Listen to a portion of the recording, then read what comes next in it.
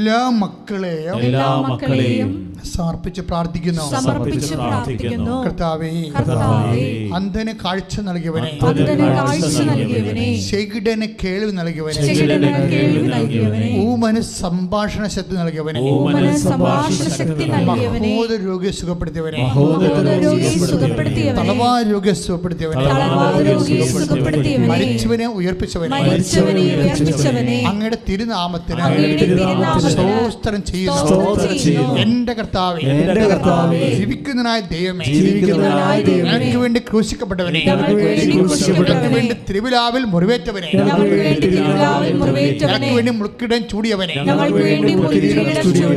ഞങ്ങൾക്ക് വേണ്ടി കരചരണങ്ങളിൽ ആണിപ്പെടുത്തേറ്റവനെ, ഞങ്ങൾക്ക് വേണ്ടി കർത്താവേ, ഞങ്ങൾക്ക് വേണ്ടി ക്ഷതങ്ങൾ ഏറ്റവനെ, അങ്ങയുടെ രക്തപങ്കിരമായ അങ്ങയുടെ മുറിവിലാണല്ലോ സൗഖ്യപ്പെടുന്നത് എന്ന് വചനം അനുസ്മരിച്ചുകൊണ്ട് പ്രാർത്ഥിക്കുന്നു.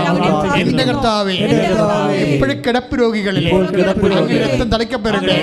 എന്റെ കർത്താവേ, ഉള്ളംകാൽ മുതൽ ഉച്ച വരെ ഓരോരോ വേദനകള്, ക്യാൻസർ രോഗങ്ങള്, സിസ്റ്റ് രോഗങ്ങള്, കോവിഡ് രോഗങ്ങള്, ഭക്ഷ്യരോഗങ്ങള്, കരള് രോഗങ്ങള്, ഈശോയെ, രോഗങ്ങള്, പിസിഒഡി രോഗങ്ങള്, ആർഎസ്എസ് രോഗങ്ങള്, നടുവിന്റെ വേദന, കിഡ്നി രോഗങ്ങള്, രോഗങ്ങള് യേശുവിന്റെ നാമത്തിൽ മാറിപ്പോകട്ടെ.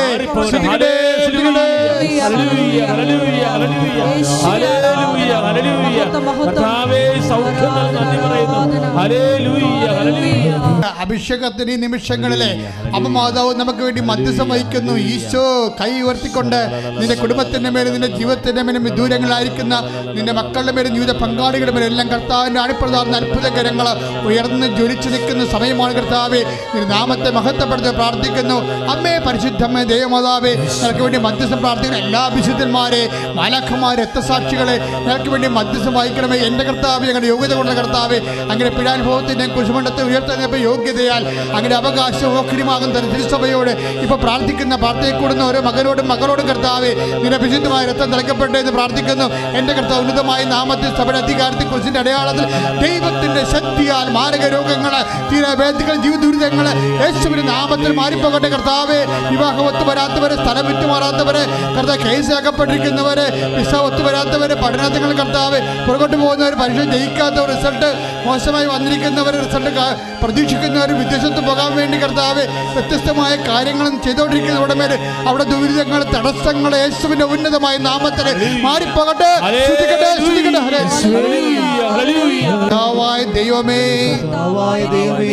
കർത്താവായ ദൈവമേ, വാദരോഗികള്, പേശി രോഗികള്, ഗർഭാശയത്തിലുള്ളവര്, തൈറോയ്ഡ് രോഗികള്, കാൻസർ രോഗികള്, സ്പോണ്ടിലോസിസ് രോഗികള്, ഞരമ്പുകൾ ബ്ലോക്കുള്ളവര്, നടുവേദനക്കാര്, വെരിക്കോസിന് അസുഖമുള്ളവര് യേശുവിന്റെ നാമത്തില് ഈ നിമിഷം പൂർണ്ണമായി വിടുതൽ പ്രാപിക്കട്ടെ. ശ്രുതികട്ടെ. ദൈവമേ, ഉടമ്പടി എടുത്തു പോയിരിക്കുന്നതാണ്. കർത്താവിന്റെ കരുണ ചൊരിയട്ടെ. ഉടമ്പടിയിലെ ഇനിയും നടക്കാത്ത വിഷയങ്ങളുടെ കർത്താവിന്റെ ഇടപെടലുണ്ടാകട്ടെ. അമ്മേ, പരിശുദ്ധമ്മേ, ദൈവമാതാവേ, ഇപ്പോഴ് പരിശുദ്ധ ദിവ്യകാരുണ്യത്തോടെ ഞങ്ങൾക്ക് വേണ്ടി ഉടമ്പടി എടുത്തിട്ടുള്ള എടുക്കാൻ പോകുന്ന എല്ലാ സഹോദരങ്ങൾക്ക് വേണ്ടി മധ്യസ്ഥം യാചിക്കണമേ. യേശുവേ, ഇവിടെ സാക്ഷ്യപ്പെടുത്തിയിട്ടുള്ള ഓരോ സാക്ഷ്യങ്ങളും നിലനിന്ന് കിട്ടുവാൻ വേണ്ടി പ്രാർത്ഥിക്കുന്ന ജോലി, വീട്, വിവാഹം, വിദ്യാഭ്യാസം, യാത്ര, ഈ സ്ഥലങ്ങള്, ഇങ്ങനെയുള്ള എല്ലാ തടസ്സങ്ങളും യേശുവിന്റെ നാമത്തിൽ മാറിപ്പോകട്ടെ. ദൈവമേ, മഴ പോലെ പെയ്യട്ടെ. വിശുദ്ധ രക്തം പെയ്യട്ടെ, മഴ പോലെ പെയ്യട്ടെ, വിശുദ്ധ രക്തം പെയ്യട്ടെ. ശത്രുക്കള് എല്ലാ തരത്തിലുള്ള ക്ഷുദ്ര കീടങ്ങള്, സ്ഥലങ്ങള്, പീഡിപ്പിപ്പ് സ്ഥലങ്ങള്, ദുഷ്ടശക്തികളിൽ നിന്ന് യേശുവിന്റെ നാമത്തിൽ ദുഷ്ടശക്തികളിൽ നിന്ന് സ്ഥലങ്ങള്, പീഡിപ്പിപ്പ് സ്ഥലങ്ങള്, തൊഴിൽ ശാലകള്, വ്യാപാര ശാലകള്, വ്യവസായ ശാലകള്, ദുഷ്ടശക്തികള്, ബന്ധനങ്ങളെ യേശു നാമത്തിൽ ഈ നിമിഷം അമ്മയുടെ മധ്യസ്ഥതനെ അഴിച്ചു മാർക്കട്ടെ. ദൈവമേ, മദ്യപാനികളിലെ കർത്താവേ, ലഹരി പദാർത്ഥങ്ങൾ ഉപയോഗിക്കുന്നവരിലെ കേസിൽ അകപ്പെട്ടിരിക്കുന്നവരുടെ മേൽ കർത്താവിന്റെ വിശുദ്ധ രക്തം കളിക്കപ്പെടട്ടെ. എന്റെ കർത്താവേ, വിറ്റുമാറാത്ത പുരയിടങ്ങള്, വിറ്റുമാറാത്ത സ്ഥലങ്ങള്, നടക്കാത്ത വിവാഹങ്ങള്, ഈശോയെ, അടിക്കടി ഉണ്ടാകുന്ന അബോർഷനുകള്, യേശുവേ, മക്കളില്ലാത്തവര്, യേശുവേ, അവരുടെ മേലെല്ലാം യേശുവിന്റെ ശക്തി പതിക്കട്ടെ. യേശുവിന്റെ നാമത്തില് എല്ലാ ദുരിതങ്ങളും കർത്താവിന്റെ മധ്യസ്ഥതയില് മാറിപ്പോകട്ടെ, ശ്രദ്ധിക്കട്ടെ. കർത്താവായ ദൈവമേ, അസ്ഥി പൊടിയുന്നവര്, അസ്ഥി ഉരുക്കമുള്ളവര്, രക്തസ്രാവ രോഗികള്, അറിയാതെ മലമൂത്രം പോകുന്നവര്, ചെവിയുടെ പഴുപ്പ് വരുന്നവര്, മൂക്കൊലിപ്പുള്ളവര്, യേശുവിന്റെ നാമത്തിൽ അമ്മയുടെ മധ്യസ്ഥതയില് ഈ നിമിഷം സൗഖ്യമാകട്ടെ, ശ്രദ്ധിക്കട്ടെ. വിശുദ്ധ ലൂക്കായുടെ സുവിശേഷം 7-ാം അധ്യായം 9-ാം വാക്യം. യേശു ഏറ്റുപറഞ്ഞ് ഇത് കേട്ട് അവനെ പറ്റി വിസ്മയിച്ചു. തന്നെ അനുഗമിച്ചിരുന്ന ജനക്കൂട്ടത്തിന് നേരെ തിരിഞ്ഞ് അവൻ പറഞ്ഞു, ഞാൻ നിങ്ങളോട് പറയുന്നു, ഇസ്രായേലിൽ പോലും ഇതുപോലുള്ള വിശ്വാസം കണ്ടിട്ടില്ല. അപ്പൊ ഈ വലിയ വിശ്വാസത്തിൻ്റെ നിലവാരം വർദ്ധിക്കുന്ന അനുസരിച്ചുകൊണ്ട് ഇതുപോലെ റിമോട്ട് ഹീലിംഗ് നടക്കും. അതായത് വളരെ ഫാറായിട്ടുള്ള ഇതുപോലെ തന്നെ രാജ്യസേവകനും ഉണ്ട് ഈ ഒരു പരിപാടി. നമ്മൾ യോഹന്നാൻ്റെ സുവിശേഷത്തിൽ 4:49-50 വചനങ്ങൾ. അപ്പം രാജ്യസേവകൻ്റെ വൃത്തിൻ്റെ വിഷയം സംഭവിക്കുമ്പോൾ ഇതുപോലെ രാജ്യസേവകനോട് ഈശോ പറയുന്നൊരു വാക്കുണ്ട്. എന്താണ്? പൊയ്ക്കൊള്ളുക. എന്താണ്? നിൻ്റെ മകൻ ജീവിക്കും. അതാണ് സംഭവം. എന്നിട്ട് കൃത്യമായിട്ട് ആ മകൻ ജീവിക്കും. പക്ഷേ എന്താ വിഷയം? എങ്ങനെയാണ് അവൻ ജീവിച്ചതെന്നാണ് യോഹന്നാൻ 4:50 പറയണത്. എന്താ 4:50 പറയണത്? യേശു പറഞ്ഞ വചനം വിശ്വസിച്ച് അവൻ പോയി. യേശു പറഞ്ഞ വചനം വിശ്വസിച്ച് അവൻ പോയി. അതാണ് വിഷയം. അതായത് പേഷ്യൻ്റ് ഇവിടെ ഇല്ല, പേഷ്യൻ്റ് വളരെ അകലെയാണ്. പക്ഷെ എന്താണ് ഉള്ളത്? ആ അപ്പൻ അല്ലെങ്കിൽ ആ രാജ്യസേവകൻ കർത്താവിൻ്റെ വചനത്തിൽ വിശ്വസിച്ചു. അപ്പോഴേ ഈ വിശ്വാസത്തിന് നിലവാരം തന്നെ വ്യത്യസ്തങ്ങളായ നിലവാരമാണ് ഉള്ളത്. അതായത് നമ്മുടെ മുമ്പിൽ വരണ വിഷയങ്ങൾ, ഇപ്പം ചെറിയ വിഷയങ്ങളുണ്ടാകാം, വലിയ വിഷയങ്ങളുണ്ടാകാം. അപ്പോൾ വലിയ വിഷയങ്ങൾക്ക് വലിയ വിശ്വാസമാണ് വേണ്ടത്, ചെറിയ വിഷയങ്ങൾക്ക് ചെറിയ വിശ്വാസവും. പക്ഷേ അതിനേക്കാൾ ഉപരി ഇപ്പോൾ ഈ മെലിൻഡയുടെ വിശ്വാസം വലിയ വിശ്വാസമാണ്. എന്താ പ്രശ്നം? ഈ ആണി രോഗം ബാധിച്ച മകൻ സ്പെയിനിലാണ്, അവർ പാലായിലും. അമ്മ എനിക്ക് നടക്കാൻ പറ്റില്ല, എനിക്ക് കാല് കുത്താൻ പറ്റണില്ല, എൻ്റെ നടപ്പ് തന്നെ വിലക്ഷണമായിക്കൊണ്ടിരിക്കണം എന്ന് പറയുമ്പോൾ അമ്മ എന്താ ചെയ്യണമെന്നറിയാമോ? ആ സാക്ഷി നിങ്ങൾ ഒന്നുകൂടി കേൾക്കണം, നല്ല രസമാണ്. അവർ ഈ മകൻ്റെ കാലിൽ ആണിയുള്ള കാലിൻ്റെ പാദം ആണെന്ന് സങ്കല്പിച്ചിട്ട് തൻ്റെ പാദത്തിൽ, മെലിൻഡയുടെ പാദത്തിൽ വിശ്വാസപ്രമാണം ചൊല്ലി ഉടമ്പടി തൈലം തേക്കും. ഒരു ഫെയ്ത്ത് എക്സിക്യൂഷനാണിത്. ആളെവിടെയാണ്? ആൾ യൂറോപ്പിലാണ്. ആ യൂറോപ്പിലാകുന്ന ആളെ പാദം യേശുക്രിസ്തു വിശ്വാസത്തിൽ മനസ്സിൽ കാണും. വെറുതെ മനസ്സിൽ കാണുന്നതല്ല, അത് സങ്കല്പം എന്ന് പറയും. അങ്ങനെയല്ല, വിശ്വാസത്തിൽ മനസ്സിൽ കാണും. വിശ്വാസത്തിൽ മനസ്സിൽ കാണുമ്പോഴെന്ന് പറയും, പൗലോസ് അപ്പോസ്തലൻ പറയും, നമ്മൾ വിദൂരസ്ഥരാകാം പക്ഷേ സമീപസ്ഥരാകും. വിശ്വാസത്തിൽ നമ്മൾ ക്രിസ്തുവിൽ സമീപസ്ഥരാണ്. അവിടെയാണ് അത് വർക്കൗട്ട് ചെയ്യുന്നത്. അങ്ങനെയാണ്. അതായത് ബൈബിളിൽ ഒരു വ്യക്തി രക്ഷപ്പെടാനുള്ള എല്ലാ വചന സൂത്രങ്ങളും ഉണ്ട്. പക്ഷെ അത് ഒക്കൾട്ടാണ്, എന്നുവെച്ചാൽ ഗൂഢവചനം. പറഞ്ഞോളൂ. എഫേസ്യൻസ് 2:13. എഫേസ്യൻസ് 2:13. എന്നാൽ ഒരിക്കൽ വിദൂരസ്ഥരായിരുന്ന നിങ്ങൾ ഇപ്പോൾ യേശുക്രിസ്തുവിൽ അവന്റെ രക്തം വഴി സമീപസ്ഥരായി. അപ്പം ഈ സ്ഥലത്തിൻ്റെ അകലങ്ങൾ മാറണത് ക്രിസ്തുവിലാണ്. സമയത്തിൻ്റെ അകലങ്ങൾ മാറണതും സ്ഥലത്തിൻ്റെ അകലങ്ങൾ മാറണതും ക്രിസ്തുവിലാണ്. എഫേസ്യൻസ് 2:13 പറയണത് വിദൂരസ്ഥരായിരുന്ന നിങ്ങൾ ക്രിസ്തുവിൽ സമീപസ്ഥരായിരിക്കും. അതായത് വിശ്വാസത്തിലാണ് നമ്മൾ സമീപസ്ഥമായിരിക്കും. അപ്പോൾ അവിടെ വിശ്വാസത്തിൻ്റെ ഇടയിൽ സ്പേസ് ഇല്ല. നമ്മൾ കമ്പ്യൂട്ടറൊക്കെ ചെയ്യുമ്പോൾ സ്പേസ് ഇട്ട് അടിക്കത്തില്ലേ? വിശ്വാസത്തിൽ സ്പേസ് ഇല്ല. ക്രിസ്തുവിൽ നമ്മൾ സമീപസ്ഥമാകും. ഇപ്പോൾ എത്രയോ പേരാണ് നമ്മുടേത് വ്യത്യസ്തങ്ങളായ കാലത്ത് നമ്മളുടെ എല്ലാവരും പകുതി, എനിക്ക് ഒരു 30% വിശ്വാസികൾ വ്യത്യസ്തങ്ങളായ രാജ്യങ്ങളിലാണ് ഇപ്പോഴും. അപ്പം നമ്മളവർക്ക് അവർ നമ്മളെ കാണാൻ പറയാത്ത നമ്മൾ സ്കൈപ്പിൽ എന്ന് പറയണത് ക്രിസ്തുവിലല്ല, അത് സ്കൈപ്പിലാണ്. ആ സമീപസ്ഥം എന്ന് പറയുമ്പോൾ നിൽക്കണപ്പോൾ അത് മാഞ്ഞു പോവുകയും ചെയ്യും. ഇപ്പോൾ സ്കൈപ്പിൽ കാണുന്നു, നിങ്ങൾ വീഡിയോ കോൾ നടത്തുന്നൊക്കെ പറയുന്നില്ലേ, അത് ആ നിൽക്കണപ്പോൾ അത് മാഞ്ഞു നെറ്റ് പോകുമ്പോൾ അത് പോവുകയും ചെയ്യും. അല്ലെങ്കിൽ നമുക്ക് വേണ്ടെന്ന് വെക്കും വെക്കും. പക്ഷേ അങ്ങനെയല്ല. 24 hours നമുക്ക് സമീപസ്ഥമായിരിക്കണം വിശ്വാസത്തിലാണ്.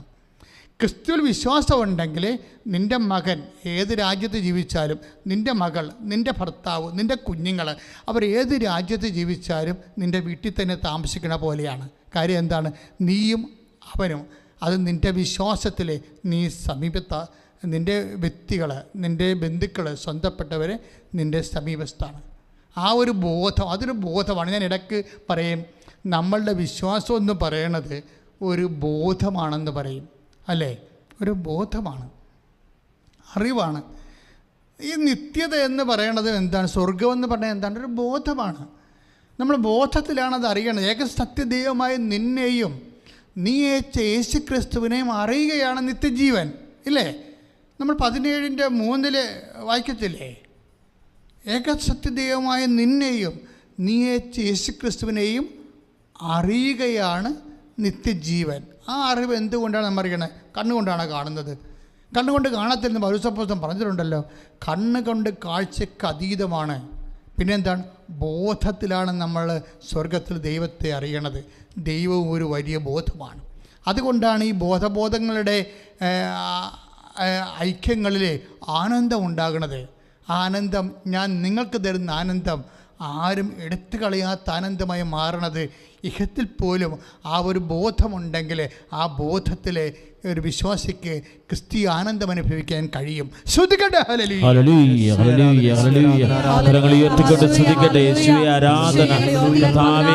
ധ്യാനത്തിലൂടെ ഞങ്ങളെ വലിയ ബോധ്യങ്ങളിലേക്ക് നയിക്കുന്നതിന്, ദൈവാനുഭവത്തിലേക്ക് നയിക്കുന്നതിന് ഞങ്ങൾ അങ്ങേക്ക് നന്ദി പറയുന്ന കർത്താവേ.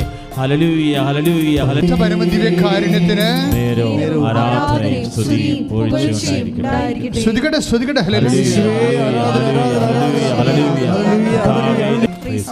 മെലിൻഡ എന്ന് പറഞ്ഞ ഈ സഹോദരി അമ്മച്ചി ചെയ്തിരിക്കുന്നത്, അവരെന്താ ചോദിച്ചാൽ അവർ ഉടമ്പടി തൈലം എടുത്തിട്ട്, അറിയാലോ ഉടമ്പടി തൈലം 12 പ്രാവശ്യം ശോപ്രവാണം ചൊല്ലി എല്ലാ ജീവിതത്തിൻ്റെ വ്യത്യസ്തങ്ങളായ മേഖലകളിൽ നമുക്ക് പ്രാർത്ഥിക്കേണ്ട വിഷയങ്ങളെല്ലാം സ്വരുക്കൂട്ടിക്കൊണ്ടുള്ള ഒരു പ്രത്യേക വൈൻഡിങ് പ്രയർ ചൊല്ലിയാണിത് വെഞ്ചരിക്കുന്നത്. ഇവരിത് എടുത്തിട്ട് ഇവരുടെ കാലിൽ അപ്ലൈ ചെയ്യും. ആര്? മകൻ്റെ കാലാണെന്ന് യേശുക്രിസ്തുവിൽ പ്രഖ്യാപിച്ചിട്ട്. ഈ വിശ്വാസം ആക്ടിവേറ്റ് ചെയ്യുന്നതിൻ്റെ ഒരു പ്രിൻസിപ്പിൾ പ്രഖ്യാപനമാണ്. എല്ലാം ക്രിസ്തുവിലാണ് നമ്മൾ പ്രഖ്യാപിക്കുന്നത്. ക്രിസ്തുവിൽ ഈ കാല് എൻ്റെ മകൻ്റെ കാലാണെന്ന് ഞാൻ കരുതുന്നു. കാര്യം എന്താണ്? വിശ്വാസം എന്ന് പറയുന്നത് ഒരു കരുതലാണ്. ഇപ്പം രക്തസ്രാവക്കാരി രോഗി എന്താ പറഞ്ഞത്? അവൻ്റെ വസ്ത്രത്തിൻ്റെ വിളിമ്പിൽ എങ്കിലും തൊട്ടാൽ താൻ സൗഖ്യപ്പെടുമെന്ന് അവൾ ഉള്ളിൽ കരുതിയിരുന്നു. കരങ്ങൾ ഉയർത്തിക്കൊണ്ട് സ്തുതിച്ച് പ്രാർത്ഥിക്കണം. ഹല്ലേലൂയ ഹല്ലേലൂയ ഹല്ലേലൂയ ഹല്ലേലൂയ ഹല്ലേലൂയ ഹല്ലേലൂയ ഹല്ലേലൂയ ഹല്ലേലൂയ സ്തോത്രം ദേവി സ്തുതിക്കുന്ന കർത്താവേ, ആരാധന ആരാധന. ഹല്ലേലൂയ ഹല്ലേലൂയ ഹല്ലേലൂയ ഹല്ലേലൂയ യേശുവേ നന്ദി കർത്താവേ, സ്തോത്രം കർത്താവേ, ഞങ്ങളെ സ്പർശിക്കണമേ കർത്താവേ. ഹല്ലേലൂയ ഹല്ലേലൂയ ഹല്ലേലൂയ. വിശുദ്ധ മത്തായി ശ്ലീഹായുടെ സുവിശേഷം 9:21 അവൻ്റെ വസ്ത്രത്തിൽ ഒന്ന് സ്പർശിച്ചാൽ മാത്രം മതി. എന്താണ്? എനിക്ക് സൗഖ്യം കിട്ടുമെന്ന് അവൾ ഉള്ളിൽ വിചാരിച്ചിരുന്നു. ഈ വിശ്വാസം പ്രഖ്യാപിക്കുന്നത് ഉള്ളിലെ വിചാരമായിട്ടാണ്. മെലിങ്ട എന്താ ചെയ്തിരിക്കുന്നത്? ഉള്ളിലെ വിചാരമാണ്. ക്രിസ്തുവിൽ തൻ്റെ പാദം മകൻ്റെ പാദമായിട്ട് ഉള്ളിൽ വിചാരിക്കുകയാണ്. ആരല്ലേ? ക്രിസ്തുവിലെ. ഇതാണ് ഈ ക്രിസ്തുവിൽ വിചാരിക്കുമ്പോഴാണ് ഈ സംഭവം വിദൂരസ്ഥരെ സമീപസ്ഥമാകുന്നത്. ആ സ്ഥലത്തിൻ്റെ വിശാലമായത്, ആ വലിയ സ്പേസ് ഷോർട്ടൻ ചെയ്യണത് അങ്ങനെയാണ്. ഇതുപോലെ തന്നെയാണ് കർത്താവിൻ്റെ വസ്ത്രത്തിൻ്റെ വിളിമ്പിൽ പോലും കർത്താവിൻ്റെ ശക്തി ഉണ്ടെന്ന് എത്രയോ പേര് കർത്താവിൻ്റെ വസ്ത്രത്തേക്ക് തിക്കി ഞെരിഞ്ഞപ്പോൾ അവർ അപ്പോസ്തലന്മാർ ചോദിക്കുന്നുണ്ട്, നിന്നെ തിക്കി ഞെരിക്കുന്നില്ലേ? ആയിരക്കണക്കിന് മനുഷ്യർ നിൻ്റെ വസ്ത്രത്തെ പോലും സ്പർശിക്കുന്നുണ്ട്, എന്നിട്ട് അവിടെ ഒരു സൗഖ്യമില്ല. അവിടെയാണ് വിഷയം വരുന്നത്. അതായത് ഈ ഉള്ളിൽ വിചാരിപ്പിലാണ് വിഷയം ഇരിക്കുന്നത്. 10,000 പേര് കർത്താവിനെ ഞെരിക്കുമെന്ന് പറഞ്ഞിട്ട് കാര്യമില്ല. ഇതിലാരാണ് ഉള്ളിൽ വിചാരിക്കണത് അവർക്കാണ് അനുഭവം വരണത്. രക്തസ്രാവക്കാരി രോഗി വിചാരിച്ചു, വെറുതെ വിചാരിച്ചതല്ല. എന്താണ്? വസ്ത്രത്തിൻ്റെ വിളിമ്പിൽ പോലും പവറായിരിക്കും, ഡിവൈൻ പവറായിരിക്കുമെന്ന് വിശ്വസിക്കുന്നു. അതാണ് വിശ്വാസം, അതാണ് വിചാരിപ്പെന്ന് പറയണത്. ഈ വിചാരിക്കുന്നതിനെ നമ്മളങ്ങനെ വിചാരിക്കുമ്പോഴേ അതിൽ ഉള്ളത് എന്താണ് അത് നമുക്ക് അനുഭവിക്കാൻ പറ്റും. ഇപ്പം മെലിങ്ട ആ ചേച്ചി എന്താ ചെയ്തത്? കർത്താവിൽ അവൾ വിചാരിച്ചു, എൻ്റെ മകൻ്റെ കാലാണിതെന്നും പറഞ്ഞ് വിചാരിച്ചു. ഇത് വിശ്വാസത്തിൻ്റെ ഒരു ലെവലാണ്. എന്നിട്ട് അവരുടെ കാലിൽ ഉടമ്പടി തൈലം 10 സ്ഥലത്ത് ഇങ്ങനെ വിശ്വാസ പ്രമാണം ചൊല്ലി തൊടുമ്പോൾ ഒരു ദിവസം കഴിയുമ്പോഴവിടെ തന്നെ പെട്ടെന്ന് ഈ മകൻ വിളിക്കും, അമ്മേ എനിക്ക് എല്ലാ വേദനയും മാറി, ആ ആണി അടന്നു പോയെന്ന് പറയും. എവിടെയാണ്? സ്പെയിനില്ലേ. ഈ സാക്ഷ്യം ഞാൻ കേട്ടപ്പോൾ ഞാൻ പെട്ടെന്ന് ഈ സാക്ഷ്യം ക്യാച്ച് ചെയ്ത്. എന്താ കാര്യമെന്ന് വെച്ച് കഴിഞ്ഞാൽ ഇതുപോലെ പല സാക്ഷ്യങ്ങൾ, ഇത് ഒറ്റപ്പെട്ട സംഭവമല്ല. പണ്ടിതുപോലെ വല്ലാത്ത ഉദരവേദന ഉണ്ടായിരുന്ന മകൾ നാട്ടിലില്ല. അമ്മയുടെ വയറ്റിൽ ഉടമ്പടി തൈലം തേച്ച് വിശ്വാസ പ്രമാണം ചൊല്ലിയിട്ടുണ്ട്, അത് സൗഖ്യപ്പെട്ടിട്ടുണ്ട്. ഇത് പല സാക്ഷ്യങ്ങളുണ്ട്, നമ്മുടെ യൂട്യൂബിലുണ്ടത്. മകൾക്ക് കുഞ്ഞുങ്ങളില്ല, പക്ഷേ മകൾ നാട്ടിലില്ല. അതുകൊണ്ട് അമ്മയുടെ ഉദരത്തിൽ ഉടമ്പടി തൈലം വിശ്വാസ പ്രമാണം ചൊല്ലി യേശു ക്രിസ്തുവിൽ പ്രഖ്യാപിക്കും. ഇതെല്ലാം ഒരു പ്രഖ്യാപനം. വിശ്വാസം എന്ന് പറയുന്നത് ഒരു പ്രാർത്ഥനയല്ല, ഒരു പ്രഖ്യാപനമാണ്. എന്താണ് ഈ പ്രഖ്യാപനം എന്ന് പറയുന്നത്? എങ്ങനെയാണ് ഈ പ്രഖ്യാപനം വരണത്? എന്താണ് നമ്മൾ പ്രഖ്യാപിക്കുന്നത്? അതെല്ലാം നമ്മൾ അറിയണം. എന്താണ്? യേശു കർത്താവാണെന്നാണ് പ്രഖ്യാപിക്കുന്നത്. ആദിമസഭയാണ് ഇത് കണ്ടുപിടിച്ചത്. അഥവാ ആദിമസഭയ്ക്കാണ് പരിശുദ്ധാത്മാവ് ഇത് നൽകിയത്. കാര്യം യേശു കർത്താവാണെന്ന് അധരം കൊണ്ട് പ്രഖ്യാപിക്കും. പിന്നെ എന്തു ചെയ്യും? 2 കാര്യങ്ങളാണ് ഈ ക്രിസ്തുവിനെ അനുഭവിക്കാൻ വേണ്ടിയുള്ള എളുപ്പമാർഗം സഭയിലുള്ളത്. ഒന്ന്, യേശു കർത്താവാണെന്ന് അധരം കൊണ്ട് ഏറ്റു പറയണം. അങ്ങനെ അധരം കൊണ്ട് ഏറ്റു പറയണതിന് മുമ്പ് ഒരു കാര്യം ചെയ്യണം നമ്മൾ. എന്താണ്? ദൈവം അവന് മരിച്ചുവെന്ന് ഉയർപ്പിച്ചെന്ന് ഹൃദയത്തിൽ വിശ്വസിക്കണം. ഇതാണ് വിശ്വാസം വന്നിരിക്കുന്നത്, ഹൃദയത്തിലാണ്. അപ്പം അത് റോമ 10:9 ഒരു വല്ലാത്ത വചനമാണ്. അതിലാണല്ലോ ഈ ഉടമ്പടി തൈലം എല്ലാം വർക്കൗട്ട് ചെയ്യണത്. ഇപ്പോൾ അപ്പോൾ നിങ്ങൾക്ക് ഉടമ്പടി തൈലം തേക്കുമ്പോൾ എങ്ങനെയാണ് ആണി രോഗമാണ് പോണത്? അതല്ല പ്രശ്നം. ഉടമ്പടി തൈലമൊക്കെ ഒരു മീഡിയമാണ്. ആ മീഡിയം ഉപയോഗിക്കണത് എന്താണ്? ഞങ്ങളെ വിശ്വാസപ്രമാണം ചൊല്ലിയും യേശുവിൻ്റെ നാമത്തിലാണ് അത് ആശീർവദിക്കണത്. അപ്പോൾ അത് കർത്താവിൻ്റെ ഒരു വിശുദ്ധ മീഡിയമായിട്ട് പ്രവർത്തിക്കുകയാണ്. സാധാരണ നിങ്ങളുടെ വീട്ടിലിരിക്കുന്ന വെളിച്ചെണ്ണ പോലെ അല്ലത്. അത് ഈശോയുടെ നാമത്തിൽ നമ്മൾ പ്രാർത്ഥിക്കുകയാണ്. ഞങ്ങളെന്താ ചെയ്തിരിക്കണത്? ഞങ്ങളുടെ കപ്പാസിറ്റി അനുസരിച്ച് കൊണ്ട്, ഇപ്പോൾ എന്താണ് എൻ്റെ കപ്പാസിറ്റി എന്ന് പറയണത്? ഞാൻ ഒരു 21 ലക്ഷം മനുഷ്യരെ കർത്താവിന് വേണ്ടി കൗൺസിൽ ചെയ്തൊരു കപ്പാസിറ്റിയാണ്. പിന്നെ എന്താ കപ്പാസിറ്റി? എൻ്റെ ഒരു നല്ല കാലത്ത് 2004 പരിശുദ്ധ അമ്മ അൾത്താരയിൽ പ്രത്യക്ഷപ്പെടാൻ വേണ്ടി മാത്രം ദൈവം എനിക്കൊരു യോഗ്യത തന്നൊരു കപ്പാസിറ്റിയാണ്. ഞാനിത് വലിമയായിട്ട് പറയണതല്ല, ഒരു സാധനം. പക്ഷേ അതിലേക്ക് വന്നത് എന്താണ്? അതിലേക്ക് വന്നത് ദൈവത്തോടുള്ള കുഞ്ഞുനാള് പോലും കർത്താവിന് മഴയത്താണ് ഞാൻ പള്ളിയിൽ പോകണമെങ്കിലും കുർബാന കൊടുക്കാൻ വേണ്ടി വൈദികരെതിരെ വരികയാണെങ്കിൽ, കുർബാന കൊടുക്കാൻ വേണ്ടിയാണ്, രോഗികളെ കുർബാന കൊടുക്കാനാണ് വൈദികം പോകണമെന്ന് കണ്ടാൽ ഞാൻ അവിടെ നനഞ്ഞ മണ്ണിലായാലും മുട്ടയിൽ നിൽക്കും. അതൊരു ബന്ധമാണ് ശരിക്കും. ഇത് പുതുതായിട്ട് അച്ഛനായതിനു ശേഷം ഉണ്ടായൊരു ബന്ധമല്ലത്. അത് നല്ല കത്തോലിക്ക ചൈതന്യമുള്ള പാവപ്പെട്ട മാതാപിതാക്കന്മാർക്ക് ഇന്ന് പകർന്നു കിട്ടിയതാണ്. ഈശോയാണ് പോണത്, നീ മുട്ടയിൽ നിൽക്കണമെന്ന്. യേശുവിനെ പകർന്നു കൊടുക്കാൻ നമ്മൾക്കറിയണം. അതിനാണ് ഇതുപോലുള്ള ധ്യാനങ്ങൾ നമ്മൾ കൂടുന്നതിൻ്റെ ഉദ്ദേശം. അങ്ങനെ പകർന്നു കിട്ടിയാൽ ദൈവം ഒരിക്കലും ഒരു മനുഷ്യരിൽ നിന്ന് അകന്നു പോകത്തില്ല. ഞാൻ അച്ഛൻ പറഞ്ഞു വരുന്നതിൻ്റെ കാരണം, അങ്ങനെ ഞാനത് അറിയാതെയാണെങ്കിലും കർത്താവിൻ്റെ പ്രത്യേക പരിപാലനയിൽ ആ വിശ്വാസം മെയിൻറ്റെയിൻ ചെയ്ത്, എന്നിട്ട് ചെറിയ വിശ്വാസത്തിൽ നിന്ന് വലിയ വിശ്വാസത്തിലേക്ക് കൊണ്ടുവന്നു. വലിയ വിശ്വാസത്തിലേക്ക് കൊണ്ടുവന്നു വെച്ച് കഴിഞ്ഞാൽ, സുനാമി നടക്കുമ്പോൾ ഞാൻ ആലപ്പുഴ അന്ധകാരനഴി മുഖത്ത് നിൽക്കുകയാണ്. 2ാമത്തെ സുനാമിക്ക്. 3ാമത്തെ സുനാമി വരാൻ പോകുന്ന റേഡിയോയിൽ ടെലിവിഷനിലും വിളിച്ച് പറയുമ്പോൾ ജനം കിട്ടിയതും പെറുക്കിക്കൊണ്ട്, കൈ കിട്ടിയത് ആട് പശുവിനെയൊക്കെ എടുത്ത് ഓട്ടോറിക്ഷയെ കയറ്റി, ആടിനെയൊക്കെ കയറ്റി, ആടിനെ സൈക്കിളെ വെച്ചൊക്കെ കിട്ടിയതും പെറുക്കൊണ്ട് പോകുന്ന വലിയൊരു കാഴ്ച എൻ്റെ ജീവിതത്തിൽ ഒരിക്കലും കാണാത്തൊരു കാഴ്ചയാണ്.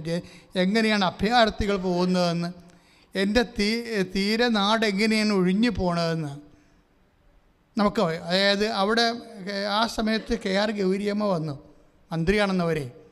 അവിടെ ഈ പോലീസും പട്ടാളം എല്ലാം വന്നവിടെ, പോലീസൊക്കെ വന്നു. പക്ഷേ 3ാമത്തെ തിര വരുന്നുവെന്ന് അറിഞ്ഞപ്പോൾ ഒരു കണക്കിനാണ് മന്ത്രി അവിടെ നിന്ന് പോയത്. പോലീസിനെ കാണാനില്ല.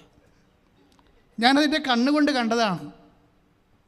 എന്താ സംഭവിച്ചു കഴിഞ്ഞാൽ, 3ാമത്തെ തിരയുടെ അവസ്ഥ അറിയാമല്ല, റേഡിയോയിൽ വന്നിരിക്കുന്നത് ആയിരക്കണക്കിന് ആൾക്കാർ മരിച്ചു, വേളാങ്കണ്ണി പോലും കടൽ കയറി എന്ന് പറഞ്ഞുകൊണ്ട് ഇങ്ങനെ മരണ റിപ്പോർട്ടല്ലേ. അന്തരീക്ഷം തന്നെ എല്ലാം മാറിപ്പോയി. നമ്മളിപ്പോൾ കാണുന്ന അന്തരീക്ഷം അല്ലത്. ഭയങ്കര കാർമേഘം കയറി ശീതക്കാറ്റടിച്ചിട്ട് കടലിങ്ങനെ പെരുണ്ട് വരുന്ന ഒരു സംഭവമാണത്. ആ സമയത്ത് 3ാമത്തെ 10:10 3ാമത്തെ വേവ് ഉണ്ടാകുന്നത്. അപ്പോൾ ഞാൻ നോക്കുമ്പോൾ എൻ്റെ മുമ്പിലുള്ളത് മദർ തെരേസയുടെ 3 സിസ്റ്റേഴ്സുണ്ട്. ആൾക്കാരൊത്തിരിയുണ്ട്, ഒരു കഥയുമില്ല. എന്തെങ്കിലും സംഭവിച്ചാൽ ഇന്ന് നമ്മൾ കാണിക്കുന്ന മസിലില്ലേ, അതിനെക്കൊണ്ട് അടക്കാനേ പറ്റത്തില്ല, ഒന്നും ചെയ്യാൻ പറ്റത്തില്ല. ഈ ഒന്നും സംഭവിക്കാത്തോളം കാലം കേമന്മാരാണ്, ഞങ്ങൾ ഭയങ്കര സംഘടനാ പ്രാപകരാണെന്നൊക്കെ പറഞ്ഞില്ലേ. ഒരു വിഷയം വന്നാൽ ഒന്നും ചെയ്യാൻ പറ്റത്തില്ല. അതായത് ഞാനങ്ങനെ ആ മനുഷ്യന്മാർ അവിടെ കടപ്പുറത്ത് തടിച്ചു കൂടിയ മനുഷ്യരെ കൊണ്ട് നമുക്കൊരു പ്രയോജനമില്ല. അപ്പോൾ എനിക്ക് എന്താണ്, എൻ്റെ മുമ്പിൽ മദർ തെരേസയുടെ 3 സിസ്റ്റേഴ്സ് ഉണ്ട്. അവരിതുപോലെ വിഷയം അറിഞ്ഞ് പ്രാർത്ഥിക്കാൻ വന്നതാണ്. അപ്പോൾ ഞാൻ പറഞ്ഞു, സിസ്റ്ററെ പെട്ടെന്ന് വരാൻ പറഞ്ഞു. അത് ഞാൻ കടപ്പുറത്ത് നിൽക്കിയിരുന്നു. ഞങ്ങൾ 3 സിസ്റ്റേഴ്സും ഞാനും കൂടി കടലിലോട്ട് നടന്ന് ചെന്നിട്ട് അവിടെ മുട്ടിയിൽ നിന്ന്, കൈ കോർത്ത് മുട്ടിയിൽ നിന്ന്. കാര്യം എൻ്റെ മനസ്സിലൊരു വചനം ഉണ്ടായിരുന്നു, കടലിനെ ഓടാമ്പൽ വഹിക്കേണ്ടത് കർത്താവാണെന്ന് ജോബ് പറഞ്ഞിട്ടുണ്ടത്. ഞാൻ ആ വചനം അങ്ങനെ തന്നെ എടുത്തു. ഞാൻ പറഞ്ഞു, കർത്താവേ, സമുദ്രത്തിന് ഓടാമ്പൽ വെച്ചത് നീയാണ്. കർത്താവേ, ആ ഓടാമ്പൽ വീണ്ടും തിരിച്ച് വെക്കണേ, ഞങ്ങൾക്കിവിടെ ജീവിക്കണം. അതാണ് പ്രാർത്ഥന, അത്രേ ഉള്ളൂ. പക്ഷെ ആ വാക്കിൻ്റെ ഉള്ളിൽ എന്തുണ്ട്? വചനമുണ്ട്. വചനമെന്ന് പറഞ്ഞാൽ എന്താണ്? വചനമെന്ന് പറയുന്നത് നമുക്ക് കിട്ടിയിരിക്കുന്ന വാഗ്ദാനമാണ്. ആ വാക്കിൻ്റെ ഉള്ളിലാണ് ദാനമിരിക്കുന്നത്.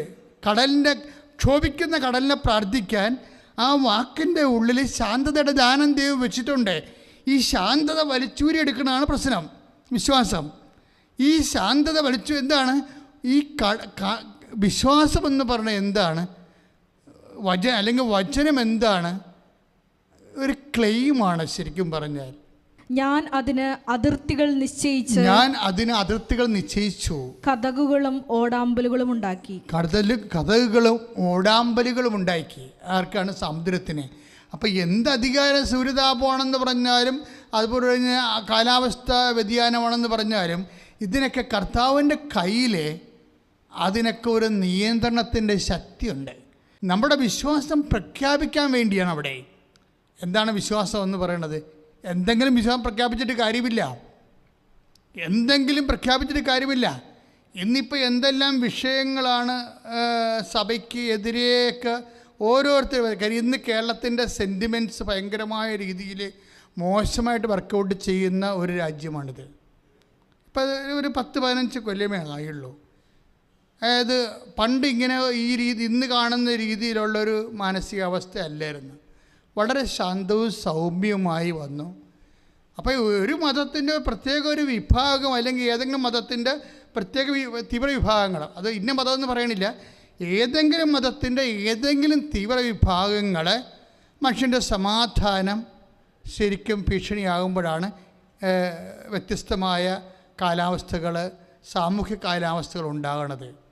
പക്ഷേ അതിനെതിരെ ഫൈറ്റ് ചെയ്യുക, അങ്ങനെ അതിനെതിരെ പ്രതിരോധിക്കുക, അതിൻ്റെ രീതിയിൽ അങ്ങനെ സ്വാഭാവികമായിട്ട് അത് പ്രധാനപ്പെട്ട വിഷയമായിട്ട് കരുതുന്ന ആൾക്കാർ അതിൻ്റെ വിഷയമായിട്ട് പോകും. പക്ഷേ എപ്പോഴും ചെയ്യേണ്ടത് എന്താണ്?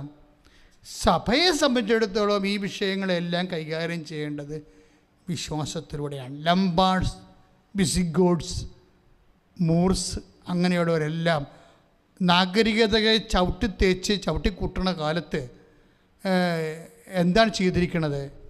നമ്മൾ യൂട്യൂബിലൂടെ ഒരു പ്രസംഗം കാച്ചുകയാണ് ചെയ്തത്. അല്ല, എന്താ ചെയ്തത്?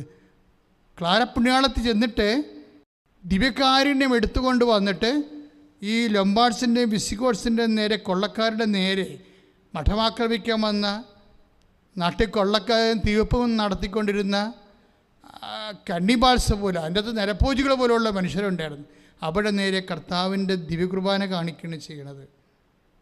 ആ ദിവ്യകുർബാനയിൽ നിന്ന് ശക്തി പുറപ്പെടുവിച്ചിട്ട് അവർക്ക് വേറെ ചില കാര്യങ്ങൾ, അവർ പട്ടാളത്തിൻ്റെ വലിയ ബ്രിഗേഡ് നിൽക്കണ പോലെ തോന്നിയിട്ട് അവർ നഗരം വിട്ടു പോയ ഒരു ചരിത്രമുണ്ട്. ആ ചരിത്രം 100 കൊല്ലം കഴിഞ്ഞപ്പോഴാണ് ഇന്ന് വിശുദ്ധ തോമസ് അക്വീനാസിൻ്റെ തിരുനാളാണ്. തോമസ് അക്വീനാസിനോട് മാർപ്പാപ്പ ഗ്രിഗറി പറഞ്ഞു, നിങ്ങൾ ബ്ലെസ്സഡ് സാക്രമെന്റിനെ കുറിച്ചൊരു വചനം, ഒരു പാട്ടെഴുതാൻ പറഞ്ഞു, ഒരു ഹിം എഴുതാൻ പറഞ്ഞു. തോമസ് അക്വീനാസിൻ്റെ ഉള്ളിൽ അദ്ദേഹം ഒരു ദിവ്യകുർബാനയുടെ വലിയ ഭക്തനാണ്. ദിവ്യകുർബാനയുടെ പണ്ഡിതനല്ല, ഒരു കഥയില്ല അതിൻ്റെ അകത്ത്. ദിവ്യകുർബാനയുടെ ഭക്തൻ. കാര്യം പാണ്ഡിത്യമെല്ലാം കർത്താവിൻ്റെ വചനത്തിലുണ്ട്. നമ്മളതിനെ വിശ്ലേഷിച്ച് ഉള്ളി പൊളിച്ചില്ലാതെ അടക്കാതെ കർത്താവിൻ്റെ വചനത്തിൽ എന്താണ്? അവൻ പറഞ്ഞ വാക്കുകൾ വിശ്വസിച്ചുകൊണ്ടാണ് രാജസേവകൻ പോണത്. അവൻ പറഞ്ഞ വാക്കെങ്ങാനും പഠിച്ചുകൊണ്ട് പോയെങ്കിൽ അവൻ്റെ കാര്യം പോക്കായിരുന്നു. രാജസേവകൻ്റെ വൃത്തിയിൽ എന്താ ചെയ്തിരിക്കണത്? രാജസേവകൻ എന്താ ചെയ്തിരിക്കണത്? നീ പൊയ്ക്കൊള്ളുക, നിൻ്റെ മകൻ സുഖം പ്രാപിക്കും. 4:50 എന്താ പറയണത്? അവൻ പറഞ്ഞ വാക്കുകൾ വിശ്വസിച്ചുകൊണ്ട് അവൻ പോയി. ആ തൽക്ഷണം അവൻ സുഖം പ്രാപിച്ചു. ഞാൻ ഓർക്കണേ, അവൻ പറഞ്ഞത് എങ്ങാനും പഠിക്കാനാണ് അവൻ പോയിരുന്നെങ്കിൽ അവൻ്റെ കാര്യം മകൻ്റെ കാര്യം പോക്കായിരുന്നു. കാര്യം ഇത് പഠിക്കുന്നതിലൂടെ അല്ല നമുക്ക് വിശ്വാസം ഉണ്ടാകുന്നത്. ആ വചനത്തിലാണ് വിശ്വസിക്കണം നമ്മൾ. വചനത്തിൻ്റെ ഇതൊന്നും വേണ്ടെന്നല്ല, പ്രബുദ്ധമായ ഒരു ആധ്യാത്മികതയ്ക്ക് ഇതിൻ്റെ ആവശ്യമുണ്ട്. പക്ഷേ അതിലല്ല, അതിൻ്റെ പശ്ചാത്തലം മാത്രമാണ്, അതിൻ്റെ കവറിങ്ങാണ്. ഒരു ബിസ്ക്കറ്റ് കിട്ടിക്കഴിഞ്ഞാൽ കവറിനാണ് നമ്മൾ തിന്നണത്, ബിസ്ക്കറ്റാണോ തിന്നണത്? അതാണ് വിഷയം. ഒരു ബിസ്ക്കറ്റ് നമ്മുടെ കിട്ടി, അല്ലെങ്കിൽ നമുക്കൊരു ഓറഞ്ച് കിട്ടി, ഒരു ആപ്പിൾ കിട്ടി, തൊലിയൊക്കെ ചെത്തി കളഞ്ഞിട്ട് ആപ്പിൾ കഴിക്കും. ചില ആൾക്കാർ അല്ലാതെയും കഴിക്കും. ഓറഞ്ച് തൊലി പൊളിച്ച് കളഞ്ഞിട്ടാണ് കഴിക്കണത്. അപ്പോൾ ഇത് പഠനങ്ങളെല്ലാം, അതിനെക്കുറിച്ചുള്ള അറിവുകളെല്ലാം അതിൻ്റെ കവറിങ്ങാണ്. കാമ്പല്ല, കാമ്പ് വേറെ, കവറ് വേറെ.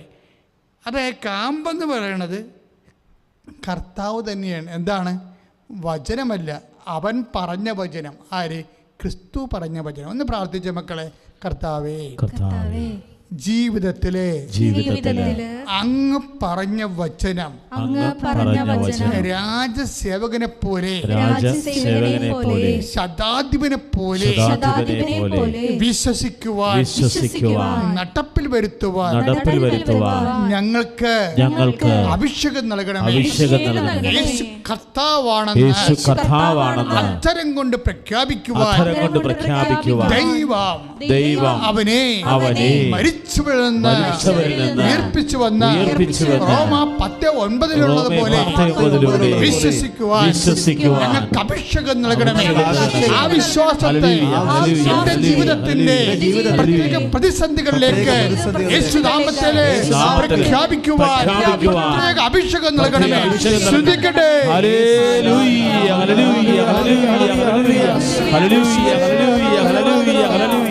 യേശുവേ, ആരാധന, ആരാധന.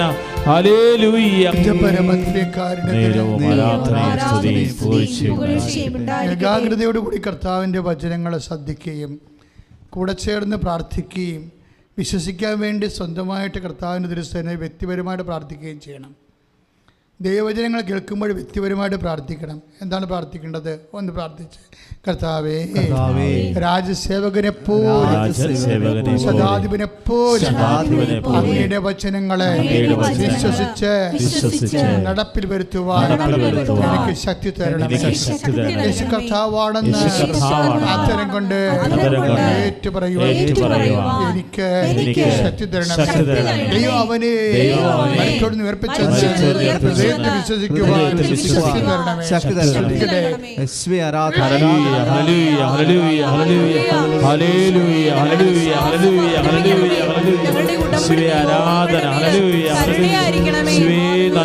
ചില വചനങ്ങള് വിശ്വസിച്ചാലും ഓപ്പൺ ചെയ്ത് കിട്ടത്തില്ല. നല്ല വിശ്വാസം ഉണ്ടാകും, പക്ഷെ വചനം ഓപ്പൺ ചെയ്ത് കിട്ടത്തില്ല. ഇതൊരു പ്രശ്നമാണ്. എൻ്റെ സഹോദരങ്ങളെ, ഈ വിഷയം വളരെ ഗൗരവതരമായ രീതിയിൽ സമീപിക്കേണ്ടതാണ്. ചില വചനങ്ങൾ നമുക്ക് നല്ല വിശ്വാസം ഉണ്ടാകും, പക്ഷെ ചില വചനങ്ങൾ ഓപ്പൺ ചെയ്ത് കിട്ടത്തില്ല, വർക്കൗട്ട് ചെയ്യത്തില്ല. അതിൻ്റെ ഏറ്റവും വലിയ തെളിവ് ഈ പത്രോസിൻ്റെ 16:16 ഈശോ ചോദിച്ച ചോദ്യം ഇതാണ്: ഞാൻ ആരാണെന്നാണ് നിങ്ങൾ പറയുന്നത്? അപ്പോൾ ശിമയോൻ മറുപടി പറയും. 16:16 എന്താ പറയണത്? ശിമയോൻ്റെ വിശ്വാസം പ്രഖ്യാപിക്കാൻ. അപ്പോഴും അറിയാമല്ലോ, ശിമയോൻ്റെ വിശ്വാസം പ്രഖ്യാപിക്കാൻ എന്താ പറയണത്? ശിമയോൻ എന്ന് പറഞ്ഞ ആരാണ്? സൈമൺ ദ പീറ്റർ, അതായത് പത്രോസ്, അതായത് നീ ജീവനുള്ള ദൈവത്തിൻ്റെ പുത്രനായ മിശിഹായാകുന്നു. അപ്പോൾ ഈശോ പറയും, 16:17 വരുമ്പോൾ പറയും, ശിമയോനെ, മാംസരക്തങ്ങളല്ല, സ്വർഗസ്ഥനായ എൻ്റെ പിതാവാണ് നിനക്കിത് വെളിപ്പെടുത്തിയത്. അപ്പോൾ വിശ്വാസം ഉണ്ടല്ലോ ശിമയോന്, ഉറപ്പല്ലേ? ഇപ്പോൾ എന്താ നമ്മുടെ സബ്ജക്റ്റ്? ഇപ്പോൾ ഉടമ്പടി നിങ്ങൾ അനേക കാര്യങ്ങൾ വെച്ചിട്ടുണ്ട്.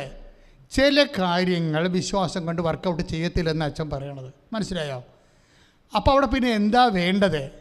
എന്താ വിശ്വാസം കൊണ്ട് വർക്കൗട്ട് ചെയ്യത്തില്ലെന്ന് അച്ഛൻ പറയാൻ കാരണം എന്താണ്? ഇപ്പോൾ നമ്മുടെ രാജസേവകൻ്റെ വിഷയം എന്താണ്? യേശുവിൻ്റെ വചനത്തിൽ വിശ്വസിച്ച് അവൻ പോയി. അതിനാണ് മകൻ ജീവിച്ചത്. അപ്പോൾ അവിടെ വിശ്വാസം മതിയായിരുന്നു. പക്ഷേ വിശ്വാസത്തിൻ്റെ ഏറ്റവും ഈ ശിമയോനേക്കാൾ, ഈ രാജസേവകനേക്കാൾ വലിയ വിശ്വാസം നടത്തിയത് ആരാണ്? ശിമയോനാണ്. ശിമയോൻ എന്താ പറയുന്നത്? You are Christ the son of the living God. ജീവിക്കണ ദൈവത്തിൻ്റെ പുത്രനായ മിശിഹായാണ് നീ. അതിനേക്കാൾ വലിയൊരു വെളിപാടില്ല. അപ്പോൾ യേശു 16:17 വായിച്ചോളൂ. യോനായുടെ പുത്രനായ ശിമയോനെ, നീ ഭാഗ്യവാൻ. മാംസരക്തങ്ങളല്ല സ്വർഗസ്ഥനായ എൻ്റെ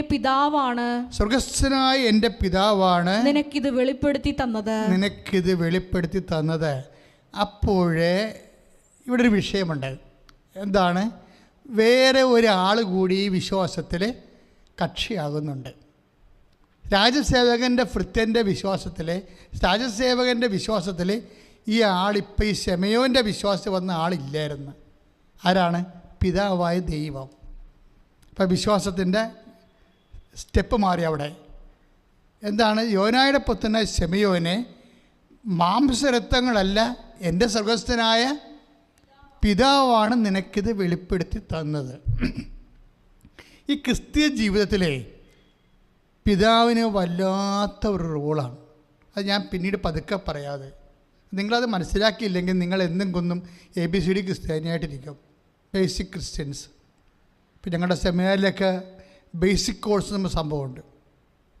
ബേസിക് കോഴ്സ് വെച്ച് കഴിഞ്ഞാൽ ഒരു നോർമൽ മാർക്ക് കിട്ടി പോകുന്ന ആളാണ് ബേസിക് കോഴ്സ് എന്ന് പറയുന്നത്. അവർക്ക് ഉന്നതമായ പഠനത്തിലൊന്നും അവർ യോഗ്യരല്ല. അതുകൊണ്ട് ബേസിക് കോഴ്സ് എന്ന് പറയും. ഇനി കർത്താവ് ഉദ്ദേശിക്കണത് എന്താണ്? ഈ രാജസേവകൻ്റെ വിശ്വാസം വല്ല കുഴപ്പമുണ്ടായോ? ഒരു കുഴപ്പമില്ല. എന്താണ്? യോഹന്നാൻ 4:50 എന്താ പറയണത്? കർത്താവിൻ്റെ വചനത്തിൽ വിശ്വസിച്ച് അവൻ പോയി. കർത്താവിനും വിശ്വസിച്ചു, അവൻ്റെ വചനത്തിലും വിശ്വസിച്ചൊരു കുഴപ്പമില്ല. പക്ഷെ ഇവിടെ വന്നപ്പോൾ കാര്യങ്ങൾ മാറി. പത്രോസിൻ്റെ ഫെയ്ത്തിൽ വന്നപ്പോൾ എന്താ പറയണത്? പത്രോസിനോട് എന്താ പറയണത്? ശെമയോനെ, മാംസരക്തങ്ങളല്ല എന്ന് പറഞ്ഞ ശെമയോനെ, മാംസരക്തങ്ങളല്ല, എൻ്റെ സ്വർഗസ്ഥനായ പിതാവാണ് നിനക്കിത് വെളിപ്പെടുത്തിയത്. അപ്പോഴിനി വിശ്വാസത്തിൻ്റെ ലെവല് മാറുകയാണ്. എന്താണ്? ഇവരങ്ങ് റോക്കായിട്ട് ഈശോ പ്രഖ്യാപിക്കുകയാണ്. ഈശോ തിരിച്ച് പ്രഖ്യാപിക്കുകയാണ്. എന്താണ്? യു ആർ റോക്ക്, നീ പാറയാണ്. അപ്പം ക്ലിയറായല്ലേ? ഈ പാറമേൽ, നിൻ്റെ വിശ്വാസത്തിൻ്റെ പാറമേൽ ഞാൻ എൻ്റെ തിരുസഭയെ പണിയും. ഒരു വാഗ്ദാനമാണ്. അപ്പം ശെമയോൻ്റെ വിശ്വാസം കണ്ടല്ലോ. ഈ വിശ്വാസം തന്നെയാണ് ഒരു ചെറിയ സ്ട്രോക്ക് വരുന്നതോടുകൂടി പിറ്റേ ദിവസം ശെമയോൻ്റെ വിശ്വാസം അടിസ്ഥിതിൽ വീണ കാണാം. അതെവിടെയാണ് വീണത്? പീഡാനുഭവ പ്രവചനങ്ങൾ നമുക്ക് നോക്കാമല്ലോ. അത് സ്തുതിക്കട്ടെ, സ്തുതിക്കട്ടെ. ഹല്ലേലൂയ, ഹല്ലേലൂയ, മത്തായിയുടെ സുവിശേഷം 16-ാം അധ്യായം 21-ാം തിരുവചനം. മത്തായി 16:21 വായിച്ചോളൂ. അപ്പോൾ മുതൽ യേശു തനിക്ക് ജെറുസലേമിലേക്ക് പോകേണ്ടിയിരിക്കുന്നുവെന്നും ശ്രേഷ്ഠന്മാരിൽ നിന്നും പ്രധാന പുരോഹിതന്മാരിൽ നിന്നും നിയമജ്ഞരിൽ നിന്നും വളരെയേറെ സഹിക്കേണ്ടി വരും. താൻ വധിക്കപ്പെടുമെന്നും എന്നാൽ മൂന്നാം ദിവസം ഉയർപ്പിക്കപ്പെടുമെന്നും ശിഷ്യന്മാരെ അറിയിച്ചു തുടങ്ങി. അടുത്ത വചനം വായിച്ചേ. പത്രോസ് അവനെ മാറ്റി നിർത്തി തടസ്സം പറയാൻ തുടങ്ങി. ഇത് കേട്ടപ്പോഴേ പത്രോസ് അവനെ മാറ്റി നിർത്തി തടസ്സം പറയാൻ തുടങ്ങി. എന്താ പറഞ്ഞത്? ദൈവം കനിയട്ടെ, കർത്താവേ ഇതൊരിക്കലും നിനക്ക് സംഭവിക്കാതിരിക്കട്ടെ. അതായത് പെട്ടെന്ന് ആ വിശ്വാസത്തിൻ്റെ ക്ലാസ് ചേഞ്ച് ചെയ്ത്, ഇല്ലേ, അപ്പർ പ്രൈമറി നിന്ന് ഹൈസ്കൂളിലേക്ക് മാറുമ്പോൾ പുതിയ സബ്ജക്റ്റുകൾ വരികയാണ്. നമ്മുടെ ജീവിതത്തിൽ എന്തെങ്കിലും വിഷയം വരുമ്പോഴേ നിങ്ങൾ ഉടനെ ഞാൻ ഇത്രയും വിശുദ്ധമായിട്ട് ജീവിച്ചല്ലോ, കർത്താവിനെ ഞാൻ കണ്ടല്ലോ, സ്വപ്നത്തിലാണെങ്കിലും കർത്താവിൻ്റെ ഞാൻ സാക്ഷ്യം പറഞ്ഞല്ലോ എന്നൊക്കെ പറഞ്ഞ് നമ്മൾ എല്ലാം കഴിഞ്ഞെന്നും പറഞ്ഞിരിക്കരുത്. ദൈവം നിൻ്റെ വിശ്വാസത്തെ അപ്ഗ്രേഡ് ചെയ്യാൻ ഉദ്ദേശിക്കുന്നുണ്ടെങ്കിൽ ദൈവം നിത്യത ഉദ്ദേശിക്കുന്നുണ്ടെന്ന് എൻ്റെ അർത്ഥം. നീ ഇപ്പം കാണുന്ന മക്കളുടെ ജോലിയും വീടും വിവാഹവും അതൊന്നും അല്ല. അതെല്ലാം ചത്തുകെട്ട് പോകും, ചിമിത്തേരി പോകും, ഒന്നുമില്ല. അവസാനം 75 കൊല്ലം കഴിയുമ്പോൾ ഒന്നുമില്ലേ, ഒരു സംഭവമില്ല. ഓർമ്മ പോകുമ്പോൾ തന്നെ എല്ലാം പോയില്ലേ. ആദ്യം പോണത് രുചിയാണ്, ഇല്ലേ, നാക്കിൻ്റെ രുചി. അപ്പോൾ തന്നെ ഭക്ഷണമെല്ലാം ക്ലിയറായി. പിന്നെ എന്താ പോണത്? കൈയും കാലും ഇറക്കുമ്പോൾ തുണി കൊടുക്കാൻ പറ്റത്തില്ല, അപ്പോൾ തുണിയുടെ കാര്യം തീരുമാനമായി. ഇങ്ങനെ ഓരോ കാര്യം പോയിക്കൊണ്ടിരിക്കുകയാണ്. ഭക്ഷണം പോയി, തുണി പോയി, അവസാനം എന്ത് പറ്റി? ഓർമ്മയും പോയി. തീർന്നില്ലേ?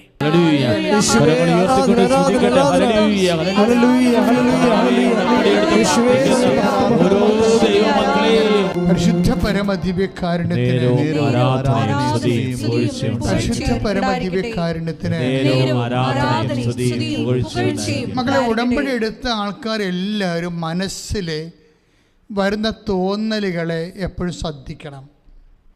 മനസ്സിൽ വരുന്ന തോന്നലില്ലേ, ഇപ്പോൾ മെലിൻഡ ചേച്ചിക്ക് വന്ന എന്താ തോന്നൽ? എൻ്റെ കയ്യിൽ കാലിൽ ഉടമ്പടി തൈലം പുരട്ടിയാൽ, മകൻ്റെ കാലിനെ ഈശോയിൽ ഓർത്തുകൊണ്ട് പുരട്ടിയാൽ കർത്താവ് അവനെ സുഖപ്പെടുത്തും. ആ തോന്നൽ അവർക്ക് എവിടുന്ന് വന്നതാണ്? അത് അച്ഛൻ എന്താ പറഞ്ഞത്? യേശുവുമായി ഐക്യപ്പെട്ടത് മൂലം ഉണ്ടായതാണ്. യേശുവുമായിട്ട് ഐക്യപ്പെടുന്ന വചനം ഏതാണ്? 6:17. 1 കൊറിന്ത്യസ് 6:17. കർത്താവുമായി സംയോജിക്കുന്നവൻ അവിടത്തോട് ഏകാത്മാവായി തീരുന്നു. അവിടത്തോടുകൂടി ഏകാത്മാവായി തീരുന്നു. Praise the Lord. അപ്പോൾ എന്ത് സംഭവിക്കുന്നതാണ് ഞാൻ പറഞ്ഞത്? 1 കൊറിന്ത്യസ് 2:15 എന്താ പറഞ്ഞത്?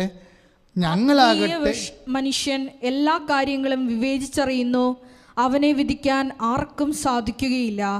കർത്താവിനെ പഠിപ്പിക്കാൻ തക്കവിധം അവിടുത്തെ മനസ്സറിഞ്ഞവൻ ആരുണ്ട്? ഞങ്ങളാകട്ടെ ക്രിസ്തുവിൻ്റെ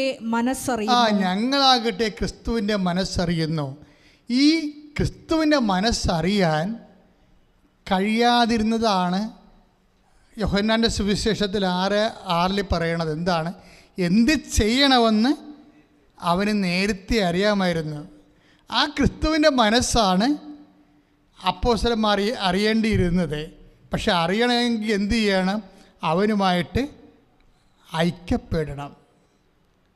അപ്പോൾ ഈ വിഷയത്തിൽ ക്രിസ്തുവിൻ്റെ മനസ്സിൽ എന്താണ് ഉള്ളത്?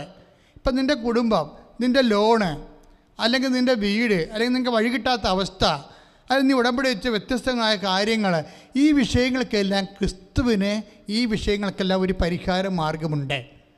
നീ ഉടമ്പടി കൃത്യമായി ചെയ്ത് അവനോട് വിശ്വാസം കാണിച്ച്, പിന്നെ വിശ്വാസം മാത്രമല്ല, വിശ്വാസം കൊണ്ട് ചില കാര്യങ്ങൾ, ഇപ്പം ഞാൻ കഴിഞ്ഞ ദിവസങ്ങളിവിടെ പറയുന്നേ, ഇപ്പോൾ ഒരു കോഴിമുട്ട, ഒരു കുയിലിൻ്റെ മുട്ട, പാടുന്ന കുയിലിൻ്റെ മുട്ട വിരിയണത് 10 ദിവസം കൊണ്ടാണ്. 10 ദിവസം. ഒരു കോഴിമുട്ട വിരിയണത് 21 ദിവസം കൊണ്ടാണ്. ഒരു ഒട്ടകപ്പക്ഷിയുടെ മുട്ട വിരിയണത് 44 ദിവസമാണ്. 44 ദിവസവും പിന്നെ ഒരു കുറച്ച് മിനിറ്റും കൊണ്ട് അത് വിരിയത്തുള്ളൂ. ഇനി ആബർഡോസിൻ്റെ ഒരു പക്ഷിയുണ്ട്. അയ്യോ, അത് ഭയങ്കര സാധനം, ഒരു വേട്ടക്കാരൻ പക്ഷിയാണ്. കണ്ടാൽ അത്ര കുഴപ്പം, ഒരു വെള്ളയും ചാരയും കൂടിയ ഒരു പക്ഷിയാണ്. നമ്മുടെ മഞ്ഞുനാടുകളിലേക്ക് അതുള്ളൂ. ആൽബർട്ടോസ് പക്ഷിയുടെ മുട്ട വിരിയണ 85 ദിവസം വേണം. ഏതാണ്ട് ഇതുപോലെയാണ് വചനത്തിൻ്റെ അവസ്ഥ. ചില വചനങ്ങൾ നമ്മുടെ വിശ്വാസം കൊണ്ട് വിരിയും. ചില വചനങ്ങൾ ഈ ശതാധിപൻ്റെ പോലെ ഇത്തിരി കടുത്ത വിശ്വാസം വേണം. ചില വചനങ്ങൾ വിശ്വാസം കൊണ്ടും വിരിയത്തില്ല, പിന്നെയും സമയമെടുക്കും. അതാണ് ഈ 10 ദിവസത്തിൽ സംഭവിച്ചിരിക്കുന്നത്. 10 ദിവസത്തിന് എന്താ സംഭവിച്ചിരിക്കുന്നത്? അങ്ങനെ പറഞ്ഞതാണ്, കർത്താവാണ്, നിങ്ങൾ ജീവിക്കുന്ന ദൈവത്തിൻ്റെ പുത്രനായ മിശിഹായാണെന്ന് ഈശോയെക്കുറിച്ച് പറഞ്ഞതാണ്. പക്ഷേ പിറ്റേ ദിവസം ക്രിസ്തു ക്രൂശിക്കപ്പെടുമെന്ന് പറഞ്ഞപ്പോൾ തന്നെ പുള്ളിയുടെ ഐസി അടിച്ചുപോയി. പുള്ളി എല്ലാം മറന്നുപോയി. ഇന്നലെ പറഞ്ഞ എല്ലാം മറന്നുപോയി. ഒരു വിശ്വാസം പ്രഖ്യാപിച്ചാൽ ആ വിശ്വാസം ശിഥിലമാകാൻ ഒരു സഹനം മതിയാകും. U got the point. ഞാൻ പറഞ്ഞ മനസ്സിലായോ നിങ്ങൾക്ക്? നമ്മൾ എത്ര വിശ്വാസം പ്രഖ്യാപിച്ചാലും ആ വിശ്വാസം ഒരു നിമിഷം ശിഥിലമാകാൻ ഒരു സഹനം മതിയാകും. ഈ സഹനത്തിന് ഭയങ്കര വല്ലാത്ത റോളാണ്. സഹനം വരുമ്പോൾ ഓർക്കുക, അപ്ഗ്രഡേഷൻ വരാൻ പോകുന്നുണ്ട്, വിശ്വാസം ടെസ്റ്റ് ചെയ്യാൻ പോകുന്നുണ്ട്. അപ്പം തന്നെ കയ്യോടെ 10 ദിവസം പതറിപ്പോയി. കർത്താവേ, അങ്ങയ്ക്കിത് സംഭവിക്കാതിരിക്കട്ടെ. അത് ഉൾക്കൊള്ളാൻ പറ്റത്തില്ലെന്ന് പത്രോസിനെ. ദൈവത്തിൻ്റെ ദൈവിക പദ്ധതിയോട് ആ മനുഷ്യന് വിശ്വാസമുണ്ട്, പക്ഷെ ദൈവിക പദ്ധതി ഉൾക്കൊള്ളാൻ പറ്റണില്ല. ഇതല്ലേ എല്ലായിടത്തെയും പ്രശ്നം. ഭയങ്കര വിശ്വാസമുണ്ട്, പക്ഷെ ദൈവിക പദ്ധതി ഉൾക്കൊള്ളാൻ പറ്റണില്ല. നിനക്കിത് സംഭവിക്കാതിരിക്കട്ടെ. കർത്താവിൻ്റെ കുരിശുബന്ധത്തിൽ നിന്നും അതുപോലെ ഉണ്ടാകുന്ന മഹത്വം ഉയർത്തുന്നതിൽ നിന്നും ദൈവമഹത്വത്തിൽ നിന്നും എല്ലാം പത്രോസ് പതുക്കെ ഈശ്വരനെ മാറ്റാൻ പോവുകയാണ്. അപ്പോഴാണ് ഈശോ പറഞ്ഞത്, നീ എൻ്റെ പുറകിൽ പോകാൻ പറഞ്ഞത് ഇല്ലേ? അപ്പോൾ ഇതിൻ്റെ വിഷയം എന്ന് പറയണത് എന്താണ്? ഇനി ഈ പത്രോസ് തന്നെ ഇപ്പം നമ്മൾ കർത്താവിൻ്റെ വചനം ഇവിടെ എന്ത് പറ്റി? കഠിനമായിപ്പോയി. പത്രോസിൻ്റെ വചനം അപ്പം അതായത് മറ്റ് ഈ കോഴിമുട്ടയും കുയിലിൻ്റെ മുട്ടയും പോലെ അല്ല. ഒട്ടകപ്പക്ഷിയുടെ മുട്ട അതിന് കഠിനമുള്ളതാണ്, അതിന് 44 ദിവസം എടുക്കും വിരിയാൻ. അപ്പോൾ ഇത് കട്ടി കൂടി മനുഷ്യപുത്ര ശത്രുകാര്യങ്ങൾ ഏൽപ്പിക്കുമെന്ന് പറഞ്ഞപ്പോൾ അവനെ പീഡിപ്പിക്കും, വധിക്കും, അവൻ മരിക്കുമെന്ന് പറഞ്ഞപ്പോൾ അതിനെ ഉൾക്കൊള്ളാൻ, ദൈവിക പദ്ധതി ഉൾക്കൊള്ളാൻ 10 ദിവസം പറ്റണില്ല. 10 ദിവസത്തിന് ആ വചനം കഠിനമായിപ്പോയി. കഠിനമായി പോയെങ്കിലും കർത്താവ് പത്രോസിനെ കളഞ്ഞില്ല. ഇത്തിരി സിലബസ് ഇത്തിരി കട്ടിയായി പോയെന്ന് പറഞ്ഞുകൊണ്ട് നീ ഇനി പഠിക്കേണ്ടതെന്നൊന്നും പറഞ്ഞില്ല, വീട്ടിൽ നിൽക്കടാന്ന് പറഞ്ഞില്ല. കുറേ ആൾക്കാരോട് പറഞ്ഞ് പോയിക്കൊള്ളാൻ പറഞ്ഞു, സ്കൂൾ വിട്ട് പോയിക്കൊള്ളാൻ പറഞ്ഞായിരുന്നു. സാധ്യതയില്ല എന്ന് മനസ്സിലാക്കിയ ആളിനോട് ഇപ്പം ഈശോ പറഞ്ഞ പിതാക്കന്മാർ മരുഭൂമി വെച്ച് മന്ന ഭക്ഷിച്ചു, അതുപോലല്ല ഈ അപ്പം ഭക്ഷിക്ക് നിത്യം ജീവിക്കും. ഇപ്പം 6:58 വരുന്നില്ലേ? 6:58 യോഹന്നാന്റെ സുവിശേഷം ഒന്ന് വായിച്ചോളൂ. സ്തുതിക്കട്ടെ ഹല്ലേലൂയ. ഇത് സ്വർഗ്ഗത്തിൽ നിറങ്ങി വന്ന അപ്പമാണ്. പിതാക്കന്മാർ മന്ന ഭക്ഷിച്ചു എങ്കിലും മരിച്ചു, അതുപോലെയല്ല ഈ അപ്പം. ഇത് ഭക്ഷിക്കുന്നവൻ എന്നേക്കും ജീവിക്കും. അതായത് ഈ 6:58 എന്താ പറയണത്? കുറേ ശ്രോതാക്കൾ നിൽക്കുന്നുണ്ട്. അവരോട് എന്താ ഈശോ പറയണത്?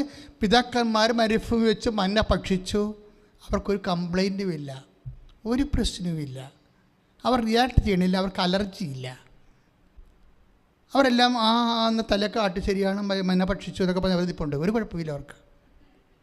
അടുത്ത വചനം എന്താ പറയുന്നത് കർത്താവ്? അതായത് പിതാക്കന്മാർ മരുഭൂമിച്ച് മന്ന ഭക്ഷിച്ചു എങ്കിലും മരിച്ചു, അതുപോലെയല്ല ഈ അപ്പം. ഇത് ഭക്ഷിക്കുന്നവൻ എന്നേക്കും ജീവിക്കും, ഒരു പ്രശ്നവുമില്ല. കണ്ട, അത് കേട്ടിട്ടും ആ വല്യപ്പന്മാരും ചേട്ടന്മാരും ഒക്കെ തലയാട്ടി ആ കുഴ എന്നേക്കും ജീവിച്ചാൽ കൊള്ളാതൊക്കെ പറഞ്ഞാൽ അവരൊക്കെയാണ്. അവർക്കൊരു കംപ്ലൈൻറ്റും ഇല്ല, ഒരു അലർജിയും ഇല്ല. പക്ഷേ അടുത്ത സംഭവം പറയും. എന്താ പറയണത്? 6:60 ഇത് കേട്ട് അവന്റെ ശിഷ്യരിൽ പലരും പറഞ്ഞു.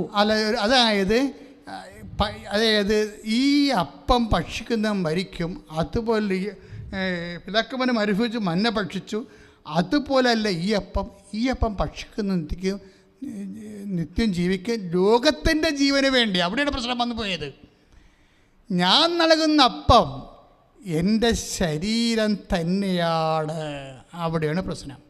അവിടെ വന്നപ്പോൾ കടൽ ഇളകണ പോലെ ഇവരെലർജി. അതായത് അവർ കുറേ വചനങ്ങൾ വിശ്വസിക്കുന്നു, കുറേ വചനങ്ങൾ വിശ്വസിക്കണില്ല. ഇതന്നെ ക്രിസ്ത്യാനിക്കൂടെ സംഭവിച്ചിരിക്കുന്നത്.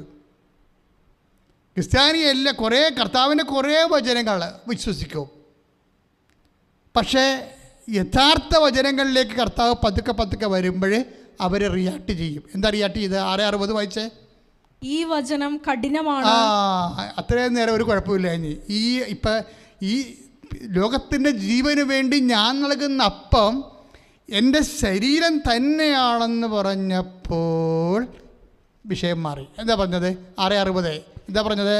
ഈ വചനം കഠിനമാണ്. ഇത് ശ്രവിക്കാൻ ആർക്ക് കഴിയും? നേരത്തെ പറഞ്ഞ വചനങ്ങളെല്ലാം ലഘുവാണ്, കുഴപ്പമില്ല. ഈ വചനം കഠിനമാണ്. ഇത് തന്നെയല്ലേ 10 ദിവസം സംഭവിച്ചത്? You Christ the son of the living God എന്നൊക്കെ പറഞ്ഞ ആള് അവൻ ക്രൂശിക്കപ്പെടുമെന്ന് പറഞ്ഞപ്പോൾ 10 ദിവസം പറഞ്ഞ് കഠിനമാണെന്ന് പറഞ്ഞു. 10 ദിവസം പറഞ്ഞാൽ കഠിനമാണെന്ന് കർത്താവ് നമ്മളെ പറയണ 16-ാം അധ്യായത്തിൻ്റെ ആദ്യ ഭാഗങ്ങൾ 16-17 മത്തായി ശ്ലീഹായുടെ സുവിശേഷത്തിൽ എന്താ പറയണത്? നീ ജീവനുള്ള ദൈവത്തിന്റെ പുത്രനായ മിശിഹായാണെന്ന് പത്രോസ് പറയുകയാണ്. ഒരു കുഴപ്പമില്ല.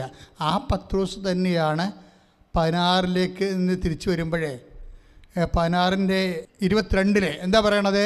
ദൈവം കനിയട്ടെ കർത്താവേ, ഇത് ഒരിക്കലും നിനക്ക് സംഭവിക്കാതിരിക്കട്ടെ. ഇത് കഠിനമാണ്. കണ്ട, ഇത് കഠിനമാണ്. അത് തന്നെയല്ലേ മറ്റു ശിഷ്യന്മാരും പറയണത്. ഇത് കഠിനമാണ്, ഇത് നിനക്ക് സംഭവിക്കാതിരിക്കട്ടെ, ഇത് ഉൾക്കൊള്ളാൻ പറ്റണില്ല എന്ന് പറയും. അപ്പോൾ വചനത്തിന് പത്രോസ് ആയാലും നാട്ടുകാരായ പബ്ലിക്കായാലും ഒരു വിഷയം ഉണ്ടാവും, കഠിനമുണ്ടാവും. ഇപ്പം ലഘുവായ കുറേ കാലങ്ങളുണ്ട് വചനത്തിൻ്റെ. പിന്നെ ചില വചനങ്ങൾ ഉൾക്കൊള്ളാൻ കഠിനമായ കാലമുണ്ടാവും. എന്ന് വെച്ചാൽ എന്താ അർത്ഥം? വചനമെന്ന് പറഞ്ഞാൽ എന്താണ് വചനം? നമ്മൾ റോമ 2:18 എടുത്തേ. റോമ 2:18 സ്തുതിക്കട്ടെ, സ്തുതിക്കട്ടെ. ഹല്ലേലൂയ, ഹല്ലേലൂയ, യേശുവേ, ഹല്ലേലൂയ, ഹല്ലേലൂയ, യേശുവേ, ആരാധന. ഹല്ലേലൂയ, ഹല്ലേലൂയ, ഹല്ലേലൂയ. നീ നിയമം പഠിച്ചിട്ടുള്ളതിനാൽ, നീ വചനം പഠിച്ചിട്ടുള്ളതിനാൽ ദൈവഹിതം അറിയുകയും ദൈവഹിതം അറിയുകയും ശ്രേഷ്ഠമായതിനെ അംഗീകരിക്കുകയും ചെയ്യുന്നു. അതാണ് പ്രശ്നം. അതായത് ശ്രേഷ്ഠതയിലേക്കുള്ള ഒരു യാത്രയുണ്ട്. വചനം എന്താന്ന് പറഞ്ഞാൽ റോമ 2:18 എന്താ പറയണത്? വചനം അല്ലെങ്കിൽ നിയമം. വചനം എന്ന് പറഞ്ഞാൽ എന്താണ്? അത് ദൈവഹിതമാണ്. അപ്പം നമ്മളെ സംബന്ധിച്ചിടത്തോളം വചനം ഒരു ദൈവഹിതമായൊരു വിഷയം വരികയാണ്. ഇപ്പം നിനക്ക് മക്കളില്ല, 11-ാം കൊല്ലമാണ് മക്കൾ ഉണ്ടാകണത്. ചിലപ്പോൾ ഈ ജന്മത്തിൽ മക്കൾ ഉണ്ടാകത്തില്ലെന്ന് വിചാരിച്ചോ, അതൊരു ദൈവ വചനമാണ്. ശരിക്കും പറഞ്ഞത് നിന്നെ സംബന്ധിച്ചിടത്തോളം ദൈവഹിതമാണ്. ഇപ്പം ഞങ്ങളെ സംബന്ധിച്ചിടത്തോളം ഞങ്ങളെ ജീവിതകാലം മുഴുവനും ഏകസ്ഥരും ബ്രഹ്മചര്യമുള്ളവരുമായിട്ട് ജീവിക്കുകയാണ്. ഞങ്ങളെ സംബന്ധിച്ചുള്ള ദൈവഹിതമാണത്. അപ്പം ദൈവഹിതം വ്യത്യസ്തമായ രീതിയിൽ നമ്മുടെ ജീവിതത്തിലേക്ക് വരും. കൊച്ചു ത്രേസ്യ ഏതാണ്ട് 9 വയസ്സ് മുതൽ അവൾക്കുള്ള ദൈവവചനം എന്താണ്? 24 വയസ്സ് വരെ അവൾ രോഗിയാണ്. അത് അവളെ സംബന്ധിച്ചുള്ള ഹിതമാണ്, കഠിനമായ. അതിൽ നിന്നാണ് അവൾ വിശുദ്ധയായി മാറുന്നത്. അപ്പം നമ്മളെ നിത്യരക്ഷ എപ്പോഴും ലഘുവചനങ്ങളിൽ നിന്ന് കിട്ടത്തില്ല. ഈ ഗോട്ട് ദ പോയിന്റ്. ശ്രദ്ധിക്കണം. നമ്മുടെ നിത്യരക്ഷ കഞ്ഞി, കാപ്പി, IELTS അങ്ങനെയുള്ള പരിപാടികളെല്ലാം ഈ ലഘുവചനങ്ങളിൽ നിന്ന് കിട്ടും. പക്ഷെ പേയ്മെൻ്റുള്ള വചനങ്ങളിൽ നിന്നും ഈ ഭൗതികമായ ആനുകൂല്യങ്ങളല്ലാതെ ഗുരുതരമായ വചനങ്ങളിൽ നിന്ന് മാത്രമേ. കഠിന വചനങ്ങൾ എപ്പോഴും ഉദ്ദേശിക്കുന്നത് നിത്യരക്ഷയായിരിക്കും. ഇത് നിങ്ങളൊരു വെളിപാട് പോലെ സ്വീകരിച്ചോ. കഠിന വചനങ്ങൾ. കഠിന വചനങ്ങളിൽ നിന്ന് എന്താ പറയണത്? കഠിന വചനങ്ങൾ ഇപ്പോൾ 10 ദിവസം നിൽക്കുന്ന സമയത്തല്ല പറയണത്. എന്താ പറയണത്? കർത്താവിൻ്റെ ഹിയറിംഗ് പബ്ലിക് എന്താ പറയണത്? ലോകത്തിൻ്റെ ജീവന് വേണ്ടി ഞാൻ നൽകുന്ന അപ്പം എൻ്റെ ശരീരം തന്നെയാണെന്ന് പറയുമ്പോഴെന്താ പറയണത്? ഈ വചനം കഠിനമാണ്, ആർക്കിത് ശ്രവിക്കുവാൻ കഴിയും? ശ്രവണമാണല്ലേ പ്രശ്നം. ഇത് പത്രോസും എന്താ പറഞ്ഞത്? കർത്താവെ, നീ പറഞ്ഞ വചനം കഠിനമാണ്. നീ ശത്രുക്കളെ ഏൽപ്പിക്കുക, അവരെ നിന്നെ പീഡിപ്പിക്കുക, വധിക്കുക. ഉയർപ്പിൻ്റെ കാര്യം പത്രോസ് വിട്ടു. അങ്ങനെ ഒരു സംഭവം നടക്കത്തിലും പത്രോസിന് അറിയാം. അതുകൊണ്ട് ആ മനുഷ്യൻ്റെ വിവരം അന്ന് അത്രയേ ഉണ്ടായിരുന്നുള്ളൂ. അപ്പം കഠിനമായി മാറി. ഉയർപ്പിൽ വിശ്വസിക്കാത്തോളം കാലം നമ്മുടെ ജീവിതത്തിൻ്റെ അനുഭവങ്ങളെല്ലാം കഠിനമായിരിക്കും. You got the point. ഉയർപ്പിൽ വിശ്വസിക്കാത്തോളം കാലം, ഉയർപ്പെന്ന വലിയ സത്യത്തെ വിശ്വസിക്കാൻ ദൈവം നമുക്ക് വരം തരാത്തോളം കാലം എൻ്റെ ദൈവപൈതരെ നിൻ്റെ ഓരോ ജീവിത പ്രശ്നങ്ങളും നിനക്ക് കഠിനമായിരിക്കും. കഠിനമായ ദൈവത്തിൻ്റെ വചനമായി മാറും. കഠിനം മധുരമാക്കാൻ പറ്റും. എന്തുകൊണ്ടാണ് മധുരമാകണത്? എങ്ങനെയാണ് കഠിന വചനങ്ങളെ മധുരമാക്കണത്? ഇപ്പോൾ പത്രോസിൻ്റെ തന്നെ കാര്യം എടുക്കാം. കർത്താവ് അവനോട് ചോദിച്ചു, കഠിനമാണെന്ന് പറഞ്ഞ് കുറേ ആൾക്കാർ പോയല്ലോ, വാട്ട് യു സേ? നിനക്കെന്താ പോണോ എന്ന് ചോദിക്കുമ്പോൾ പത്രോസിന് അപ്പോഴും പിതാവായ ദൈവം ഒന്ന് തോടും. എന്താ പറയണത്? കർത്താവേ, ഞങ്ങൾ അങ്ങനെ പോകത്തില്ല. എന്താ കാര്യം? ഞങ്ങൾ ആരുടെ പക്കലേക്ക് പോകും? എന്താ കാര്യം?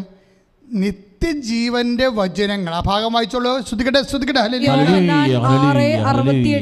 യോഹന്നാൻ 6:68. ശിമയോൻ പത്രോസ് മറുപടി പറഞ്ഞു, കർത്താവേ, ഞങ്ങൾ ആരുടെ അടുത്തേക്ക് പോകും? ഞങ്ങൾ ആരുടെ അടുക്കിലേക്ക് പോകും? നിത്യജീവന്റെ വചനങ്ങൾ നിന്റെ പക്കലുണ്ട്. Praise the Lord. കണ്ടാ പത്രോസ് ലൈനിൽ വന്ന കണ്ടാ എന്താ പറയണത്? ഞങ്ങൾ എത്ര വചനം കഠിനമായാലും, എത്ര പേര് നിന്നെ ഇട്ടിട്ട് പോയാലും ഞങ്ങൾ പോകത്തില്ല. ഒരു കാരണമാണ്. എന്താണ്? ഈ കഠിന വചനങ്ങളിലാണ് കർത്താവെ നിത്യത നീ ഒളിപ്പിച്ച് വെച്ചിരിക്കണത്. പക്ഷെ ഭയങ്കര ഗ്രേറ്റ് വെളിപാടാണ് ഈശോ പത്രോസിന് കൊടുത്തത്. അതായത് നമ്മളുടെ കഠിനാനുഭവങ്ങൾ ഓർക്കുക. ചില ആൾക്കാർ ഓർക്കും, കർത്താവ് അവർ 10 കൊല്ലം തളർന്ന് കിടന്നല്ല. എന്തുമാത്രം കൈയും കാലുമൊക്കെ ഉണ്ടായിരുന്ന കാലത്ത് അവർ പള്ളി കുർബാന മുടക്കാത്ത ആളാണ്. ഇപ്പോൾ വന്നിരിക്കണ മരുമക്കളും നോക്കണില്ല, മക്കളും നോക്കണില്ല. അവർ തൂറും മുള്ളുമൊക്കെ കട്ടിലേ തന്നെയാണ്. 10 കൊല്ലം ഇത്രയും ദൈവവേദന പിടിച്ച് നടന്ന ആൾക്കാരുടെ അവസ്ഥ ഇങ്ങനെയാണെങ്കിൽ പിന്നെ ഞങ്ങളൊക്കെ എന്തെങ്കിലും നടക്കണമെന്ന് പറഞ്ഞിട്ട് കുറേ ആൾക്കാർ പശ്ചാത്തല വർത്തമാനം പറഞ്ഞ് നടക്കും. പക്ഷേ അവർ കഠിന വചനങ്ങളിലൂടെ പോവുകയാണ്. എന്താണ്? അവരുടെ ആ കിടപ്പിലാണ് നിത്യത ഇരിക്കണത്. നിത്യത. അതാ 10 ദിവസം അത് പെട്ടെന്ന് കിട്ടി. ദൈവത്തിനെ ശ്രദ്ധിക്കുക. നിനക്ക് ജോലി കിട്ടിയത് കൊണ്ടോ വീട് കിട്ടിയതുകൊണ്ടോ നീ 10 പിള്ളേരെ പ്രസവിച്ചത് കൊണ്ടോ അല്ല ഇരിക്കുന്നത്. നിൻ്റെ നിത്യത ഇരിക്കുന്നത് നീ വചനത്തിനെ കഠിനമായ സാഹചര്യങ്ങളെ, കഠിനമായ അനുഭവങ്ങളെ, കഠിനമായ ദൈവഹിതങ്ങളെ, കഠിനമായ ദൈവവചനങ്ങളെ, ജീവിതത്തിൽ വരുന്ന ദൈവവചനങ്ങളോട് നീ എന്ത് നിലപാടെടുത്തു എന്നുള്ളതാണ്. 10 ദിവസം പറയണേ, കൊന്നാലും ഞങ്ങൾ ഒരിടത്തും പോകത്തില്ല.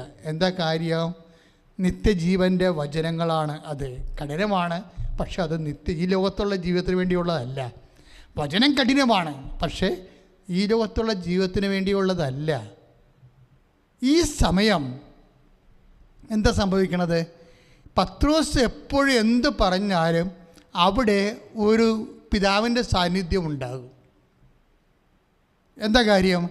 പത്രോസിനോട് പണ്ട് ഈശോ പറഞ്ഞിട്ടുണ്ട്, നീ ക്രിസ്തുവാണ്, ദൈവത്തിൻ്റെ പുത്രനായ മിശിഹായാണെന്ന് പറയുമ്പോഴേ എന്താണ് പറഞ്ഞത്?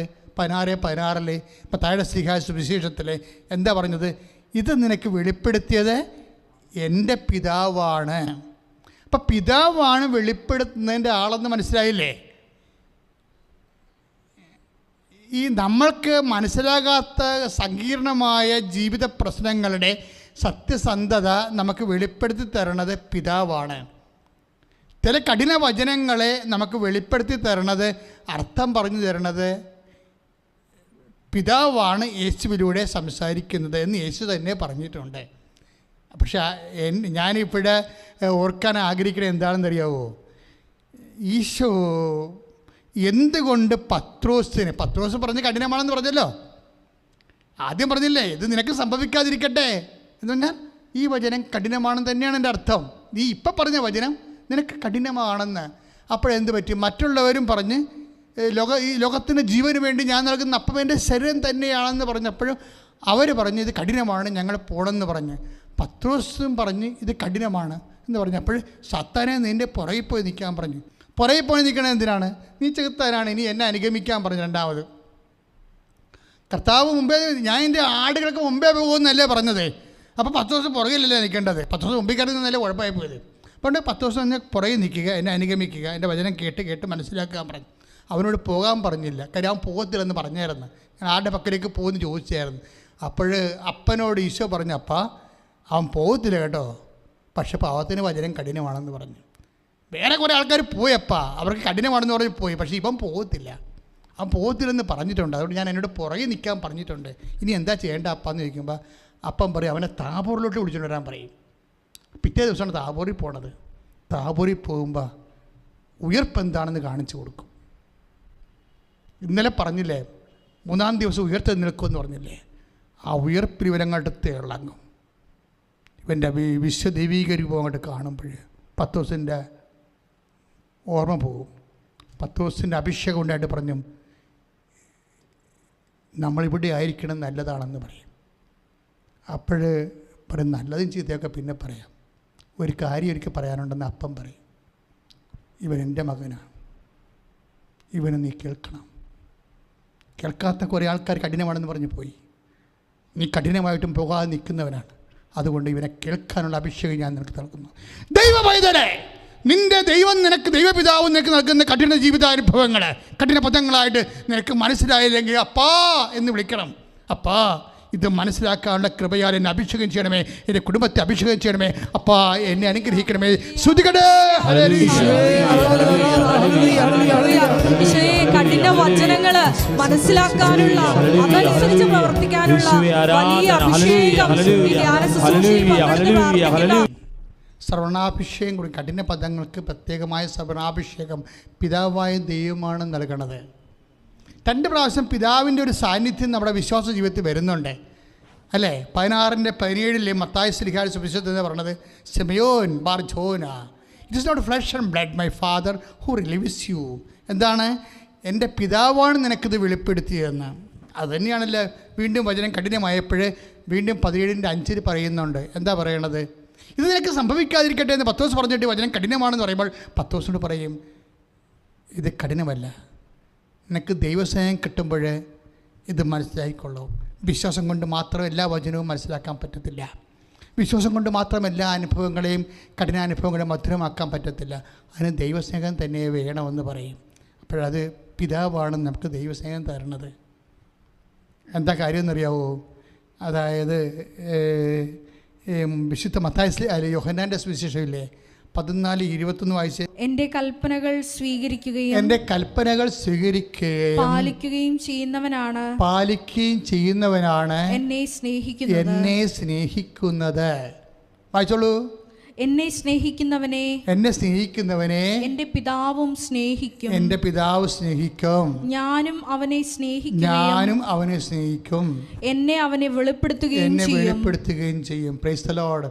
അതാണ്, എന്നെ സ്നേഹിക്കുന്നവനെ എൻ്റെ പിതാവ് സ്നേഹിക്കും.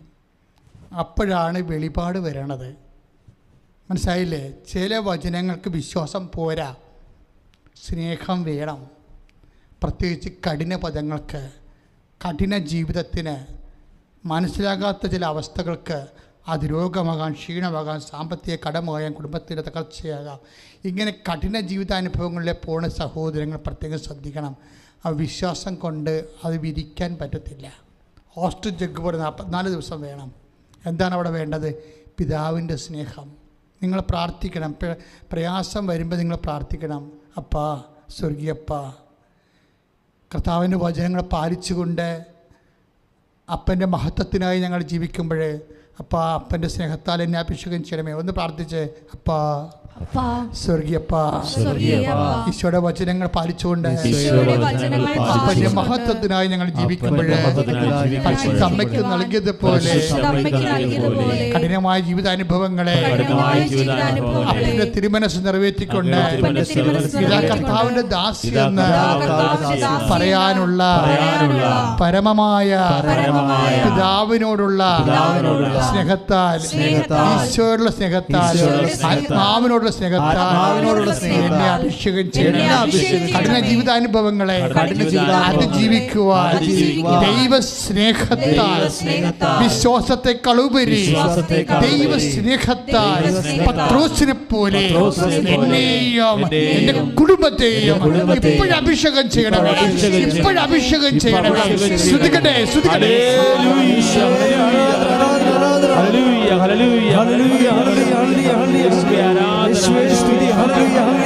പരമദിവ്യകാരുണ്യത്തിന്,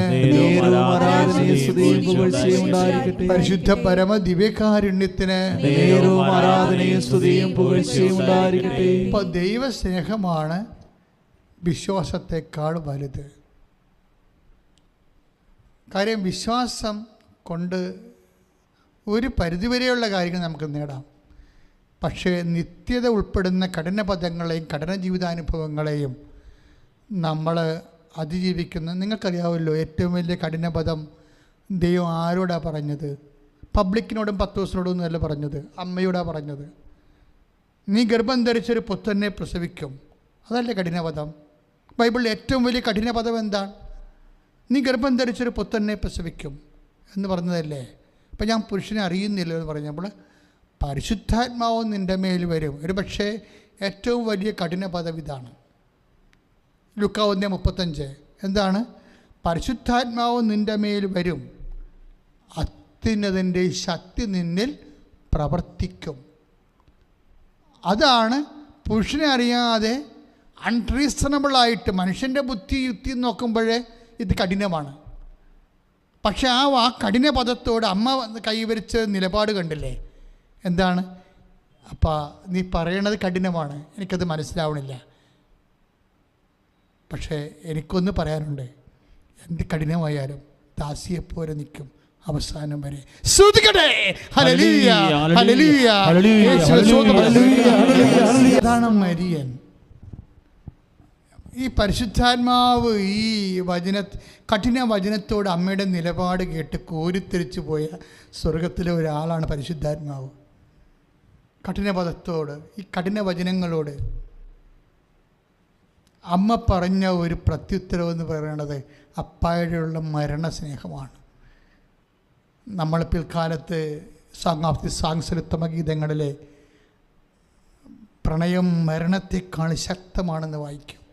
സ്നേഹമായാലും എന്തായാലും അതിനേക്കാൾ ശക്തമാണ് അമ്മയുടെ ദൈവസ്നേഹം. അപ്പാ, എന്ത് കഠിനമായാലും അപ്പാ, ഒരു ദാസിയെപ്പോലെ അന്ത്യം വരെ ഞാൻ എന്നെ സമർപ്പിക്കുന്നു. കഠിന പദങ്ങൾക്ക് സമർപ്പണമാണ് ആവശ്യം. ആ സമർപ്പണത്തിൽ എന്തെല്ലാം വേണം? ഇപ്പോൾ ലൂക്കാ 1:38 കഠിന പദങ്ങൾ കേൾക്കുമ്പോൾ ഒരു ദാസിയായ പോലെയാണ് അതിനെ സമീപിക്കേണ്ടതെന്ന് പരിശുദ്ധാത്മാവ് പറഞ്ഞു. പരിശുദ്ധാത്മാവ് നിൻ്റെ മേൽ വരുമെന്നേ പറഞ്ഞോളൂ. പക്ഷെ അങ്ങനെ ഒന്നും പറയാൻ പാടില്ലല്ലോ. ദൈവത്തിന് വരുമെന്ന് പറയുന്ന ഒരു ഭാവിയുണ്ടോ? വരുമെന്ന് പറഞ്ഞാലും വന്നെന്ന് പറഞ്ഞാലും വന്നുകൊണ്ടിരിക്കണമെന്ന് പറഞ്ഞാലും വന്നതുപോലെയല്ലേ. പരിശുദ്ധാത്മാവ് അപ്പം തന്നെ അമ്മയിൽ നിറഞ്ഞു. അപ്പം അമ്മ കൊടുത്ത നോട്ടാണ് മേരി സെർവൻ്റ് എന്ന് പറഞ്ഞാൽ മതി, വേറെ ഒരു കുഴപ്പമില്ലെന്ന് പറഞ്ഞു. ബാക്കിയുള്ളത് ഞാൻ അന്ത്യം വരെ നോക്കിക്കൊള്ളാം എന്ന് പറഞ്ഞു. അമ്മ പറഞ്ഞു അപ്പാ സെർവൻറ്റ്. കഠിന പദങ്ങളോടും കഠിന ജീവിതാനുഭവങ്ങളോടും അപ്പാ സമർപ്പണം. ഈ സമർപ്പണത്തിൽ എന്തെല്ലാം ഉണ്ടെന്നാണ് പറഞ്ഞത്? അതിൽ വിശ്വാസമുണ്ട്, അതിൽ സ്നേഹമുണ്ട്, പിന്നെ പരിശുദ്ധാത്മാവ് പറഞ്ഞു പ്രത്യാശയുണ്ടെന്ന് പറഞ്ഞു. അത് പരിശുദ്ധാത്മാവ് പറഞ്ഞു എലിസബത്തിൻ്റെ വീട്ടിൽ വെച്ചാണ് പറഞ്ഞത്. എലിസബത്ത് പരിശുദ്ധാത്മാവിനെ നിറഞ്ഞു പറഞ്ഞു. എന്താ പറഞ്ഞത്? കർത്താവ് നിന്നോട് അരുളി ചെയ്ത കഠിന പദങ്ങൾ. സ്തുതിക്കട്ടെ, സ്തുതിക്കട്ടെ, സ്തുതിക്കട്ടെ, സ്തുതിക്കട്ടെ. ഹല്ലേലൂയ, യേശുവേ സ്തോത്രം, ഹല്ലേലൂയ. കർത്താവ് നിന്നോട് അരുളി ചെയ്ത കഠിന പദങ്ങൾ, കഠിന വചനങ്ങൾ. ലൂക്കാ 1:45 നിറവേറുമെന്ന് വിശ്വസിച്ച നീ ഭാഗ്യവതി. ഒരു വ്യക്തിയെ ഭാഗ്യവതിയാക്കുന്നത് കഠിന പദങ്ങളാണോ? You got the point. മനസ്സിലായോ? ലളിത പദങ്ങളില്ല. ലളിത പദങ്ങൾ മനുഷ്യനായിട്ട് ഇവിടെ ചത്തുപിരിയാവുന്നേ ഉള്ളൂ. ലളിത ജീവിതാനുഭവങ്ങളായിട്ട് കഠിന പദങ്ങളാണ്, കഠിന ജീവിത വചനങ്ങളാണ്. ദൈവത്തിൻ്റെ കഠിനമായ വചനാനുഭവങ്ങളിലൂടെ പോകുമ്പോഴാണ് ഒരു വ്യക്തി ശരിക്കും ഭാഗ്യവാനാകണത്, ഭാഗ്യവതിയാകണത്. കർത്താവ് നിന്നോട് അരുളി ചെയ്ത കഠിന വചനങ്ങൾ നിറവേറുമെന്ന് വിശ്വസിച്ച നീ ഭാഗ്യവതി. അപ്പം ദൈവമാണ് ഭാഗ്യവതി എന്ന് പറയണത്, അല്ല മനുഷ്യനല്ല. മനുഷ്യന്മാർ വരെ ഒരു മകൻ ജർമ്മനി, ഒരു മകൻ സ്വിറ്റ്സർലൻഡിൽ, ഒരു മകൻ MBBS എഴുതി ഡോക്ടർ, ഒരു ശാസ്ത്രജ്ഞൻ എന്നൊക്കെ പറയും. എന്തൊരു ഭാഗ്യവാനാണ് ഭാഗ്യവതി എന്ന്. ചാകാൻ നേരത്തൊരു മനുഷ്യനുണ്ടാകത്തില്ല. ഈ ലോകം പറയണതല്ല, ലോകം പറയണ ഭാഗ്യമൊന്നുമല്ല. അതൊക്കെ നിങ്ങൾക്ക് തോന്നണതാണ് അതൊക്കെ ഭാഗ്യമാണെന്ന്. അതൊക്കെ നിങ്ങൾക്ക് തെറ്റിദ്ധാരണയാണ്. ദൈവം പറയണം ഭാഗ്യവാനാണെന്ന്. ദൈവം ഭാഗ്യവാനാണെന്ന് പറയണ ആരോടാണ്? ലൂക്കാ 1:45 കർത്താവ് നിന്നോട് അരുളി ചെയ്ത കഠിന വചനങ്ങൾ അത് നിറവേറുമെന്ന് വിശ്വസിച്ചു. പ്രത്യാശയല്ലേ അപ്പ? വിശ്വാസമല്ലല്ലോ, ഭാവി സംഭവിക്കാൻ പോകുന്ന കാര്യങ്ങളല്ലേ. അത് വിശ്വസിച്ചു, അതുകൊണ്ട് നീ ഭാഗ്യവാൻ. അവിടെ എന്തൊക്കെ വന്നു? വിശ്വാസമുണ്ടായി, സ്നേഹമുണ്ടായി, പിന്നെന്താണ്? പ്രത്യാശ. ഇതിലെല്ലാം ഉത്കൃഷ്ടം എന്താണെന്ന് പൗലോസ് പറയണം. 1 കൊരിന്ത്യൻസ് 13:13 എന്നാൽ സ്നേഹമാണ് സർവോത്കൃഷ്ടം. വിശ്വാസം, പ്രത്യാശ, സ്നേഹം ഇവ മൂന്നും നിലനിൽക്കുന്നു. നിത്യതയുടെ കാര്യമാണ് പറയണത്. മനസ്സിലായില്ലേ? നിലനിൽക്കണ എന്താണ്? 1 കൊരിന്ത്യൻസിന്റെ 13:12 വിശ്വാസം, പ്രത്യാശ, സ്നേഹം അവ നിലനിൽക്കുന്നു. അതായത് നിത്യതയിൽ നിലനിൽക്കുന്നു എന്ന്. നിത്യതയിലും നിലനിൽക്കുന്നു. അതിലേറ്റവും വലുതെന്താ? സർവോത്കൃഷ്ടം സ്നേഹമാണ്. അവയെ കഠിനമായ ജീവിതാനുഭവങ്ങളെ ദൈവസ്നേഹം കൊണ്ടാണ് കൈകാര്യം ചെയ്തിട്ട് മധുരമാക്കേണ്ടത്. നമുക്ക് പ്രാർത്ഥിക്കാം. സമാപനാശീർവാദത്തിന് സമയമാണ്. ശേഷം മൗനമായി പ്രാർത്ഥിക്കുക. വലിയ അഭിഷേകം തീർന്നവർക്ക് കണ്ണടച്ച് കൈകൾക്കൊപ്പി പെടലി ഒടിച്ചിട്ടുകൊണ്ട് നെഞ്ചിൽ കൈവച്ചുകൊണ്ട് കണ്ണടച്ച് കർത്താവിനെ ഏൽപ്പിക്കുക. എൻ്റെ ദൈവവേദന, നീ ഇന്ന് വലിയ അഭിഷേകം പ്രാപിക്കുക. നീ ഇന്ന് സൗഖ്യം പ്രാപിക്കും. നീ കർത്താവിൻ്റെ മകളായി എല്ലാ വിഷമതകളും മാറിക്കൊണ്ട് നീ കർത്താവിൻ്റെ തിരുസന്നിധിയിൽ എന്തെങ്കിലും വിഷമം നമ്മൾ ആവശ്യിക്കുന്നുണ്ടെങ്കിൽ അതിന് പ്രത്യേക അഭിഷേകം കിട്ടിക്കൊണ്ട് നീ കർത്താവിൻ്റെ തിരുസന്നിധിയിലേക്ക് തിരിച്ചു വരാം. മൗനമായി പ്രാർത്ഥിക്കട്ടെ. രണ്ടാമത്തെ അറിയിപ്പ്, ആലപ്പുഴ C കാറ്റഗറിയിലേക്ക് വരികയാണെങ്കിൽ സർക്കാർ അന്ന് മാത്രമേ ശുശ്രൂഷ ഇവിടെ നിൽക്കത്തുള്ളൂ. അല്ലാത്തപ്പോൾ എല്ലാ ദിവസങ്ങളും C കാറ്റഗറിയിലേക്ക് ആലപ്പുഴ വന്നു പോയാൽ തീർച്ചയായിട്ടും ആ ദിവസങ്ങളിൽ ശുശ്രൂഷ കൃപാസനം ഉണ്ടായിരിക്കുന്നതല്ല. അല്ലെങ്കിൽ എല്ലാ സമയത്തും നിലവിലിരിക്കുന്ന കോവിഡ് പ്രോട്ടോക്കോൾ അനുസരിച്ച് കൊണ്ട് കൃപാസനത്തിൽ ഉടമ്പടി എടുക്കാനും സാക്ഷ്യം പറയാനും ഉടമ്പടി പുതുക്കാനും അവസരം ഉണ്ടായിരിക്കും. കൃപാസനത്തിൻ്റെ പുതിയ പ്രോജക്റ്റ് ഞാൻ പറഞ്ഞിട്ടുണ്ട്. നിങ്ങൾക്ക് കൃപാസനത്തിൽ താമസിച്ച് അമ്മയുടെ ധ്യാനങ്ങളിൽ കൂടാനും 1-2 ദിവസം പ്രാർത്ഥന ചെലവഴിക്കണം തോന്നിയാൽ അതിന് തീർത്ഥാടക ഭവനം ഉണ്ടാക്കുന്നുണ്ട് നമ്മളെ അമ്മ. അതിൻ്റെ പ്രോജക്റ്റിൻ്റെ പേര് അമ്മയ്ക്കൊരു മുറി എൻ്റെ പ്രാർത്ഥനാ മുറി എന്നാണ്. അപ്പോൾ ആ പ്രോജക്റ്റിൽ നിങ്ങൾക്ക് സ്വന്തമായിട്ടൊരു മുറി കിട്ടും 4 ദിവസത്തേക്ക്, 5 വർഷത്തേക്ക് കിട്ടും. 5 വർഷത്തേക്ക് നിങ്ങൾക്ക് സ്വന്തമായിട്ടൊരു മുറി 4 ദിവസത്തേക്ക്. അപ്പോൾ അതിന് പ്രോജക്റ്റിന് നിങ്ങൾക്ക് അങ്ങനെ ഒരു സ്വന്തമായിട്ട് മുറി വേണ്ടവരെ 4 ദിവസത്തേക്ക് 5 വർഷത്തേക്ക് വേണ്ടവരെ ഈ നമ്പറിൽ ബന്ധപ്പെടേണ്ടതാണ്. അത് 94 47 69 68 15. എല്ലാ ദിവസവും സാക്ഷ്യം പറയാനുള്ള സൗകര്യം ഉണ്ടായിരിക്കും. ഒരു ദിവസം 25-26 സാക്ഷ്യങ്ങൾ ആൾക്കാരിവിടെ നമ്മുടെ വേദിയിൽ പറയുന്നുണ്ട്. വന്നതിന് ശേഷം ബ്രദേഴ്സിനെയോ അല്ലെങ്കിൽ ബഹുമാനപ്പെട്ട അലക്സാണ്ടർ അച്ഛനെയോ കണ്ടാൽ മതിയാകും.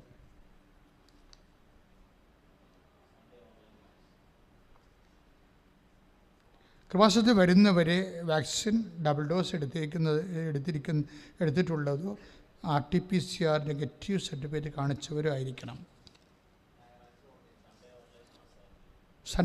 എല്ലാ സൺഡേയിലും 7 മണിക്ക് നമുക്ക് ഓൺലൈനിൽ പരിശുദ്ധ കുർബാന അർപ്പണം ഉണ്ടായിരിക്കും. ചിലപ്പോൾ ഒരു 10 മിനിറ്റൊക്കെ ചെയ്ത് ഈ ലൈനൊന്ന് ക്ലിയറായി വരാൻ സമയം എടുക്കുമ്പോൾ കറക്റ്റ് 7 മണിക്ക് നിങ്ങൾ വന്ന് നോക്കിയിട്ട് കണ്ടില്ലെന്ന് പറഞ്ഞ് പോകരുത്. വെയിറ്റ് ചെയ്യണം, പ്രാർത്ഥിച്ച് നോക്കുമ്പോൾ ഒരു 10 മിനിറ്റുള്ളത് ക്ലിയറായി കിട്ടും. ചിലപ്പോൾ 7 മണിക്ക് തന്നെ ശരിയായി കിട്ടും. ആദ്യമേ ലൈൻ കൊടുക്കുന്ന കാര്യമ്പോൾ ഒരു ചിലപ്പം ടെക്നിക്കൽ പ്രോബ്ലംസ് ഉണ്ടാകും. അത് കഴിയുമ്പോൾ അത് ഓക്കെ ആവും. അതുകൊണ്ട് എല്ലാ ഞായറാഴ്ചയും കുർബാന ഓൺലൈൻ ഉണ്ടായിരിക്കുന്നതാണ്. എൻ്റെ സഹോദരന് കൂടണം.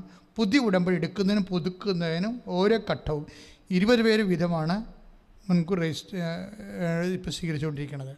20 പേരെന്ന് വെച്ച് കഴിഞ്ഞാൽ ഒരു ഹോൾ 20ആണ്. നമുക്ക് 5-6 ഹോളുണ്ട്. അപ്പോൾ വരുന്ന അനുസരിച്ചുകൊണ്ട് പ്രോട്ടോക്കോൾ അനുസരിച്ചുകൊണ്ട് നമ്മൾ അവരെ മാറ്റി സോഷ്യൽ ഡിസ്റ്റൻസ് കീപ്പ് ചെയ്ത് നിർത്തും. എന്നിട്ട് ഒരു ബാച്ച് പോകുമ്പോൾ അടുത്ത ബാച്ചിന് എടുക്കും. അങ്ങനെ 20 പേരുടെ ഓരോ ബാച്ചാണ്. അപ്പോൾ 1 മണിക്കൂർ അല്ലെങ്കിൽ 1.25 മണിക്കൂറാണ് ഒരു ബാച്ച് പോണത്. അപ്പോൾ ഉടനെ അത് കഴിയുമ്പോൾ അടുത്ത ബാച്ചിന് എടുക്കും. അങ്ങനെ കോവിഡ് കറക്റ്റ് കീപ്പ് ചെയ്തുകൊണ്ടാണ് നമ്മൾ ഇപ്പോഴേ സോഷ്യൽ ഡിസ്റ്റൻസ് കീപ്പ് ചെയ്താണ് ആൾക്കാരെ എടുക്കുന്നത്. അങ്ങനെ രജിസ്റ്റർ ചെയ്യാൻ ഉടമ്പടിക്ക് രജിസ്റ്റർ ചെയ്യാൻ ആഗ്രഹിക്കുന്നവരെ ഈ നമ്പറിൽ വിളിക്കേണ്ടതാണ്. 81 38 04 51 98. രണ്ടാമത്തെ നമ്പർ 98 47 48 15 87. മൂന്നാമത്തെ നമ്പർ 90 74 68 45 74. ഈ 3 നമ്പറിലാണ് നിങ്ങൾ കോൺടാക്റ്റ് ചെയ്യേണ്ടത്. Praise the Lord. സമാപനാശീർവാദം സ്വീകരിക്കാം. ദിവ്യകാരുണ്യ ഈശോ നമ്മളെ ആശീർവദിക്കാൻ പോകുന്നു. ഇരുകരങ്ങൾ ഉയർത്തിപ്പിടിച്ചുകൊണ്ട് അതിശക്തമായിട്ട് സ്തുതിക്കട്ടെ.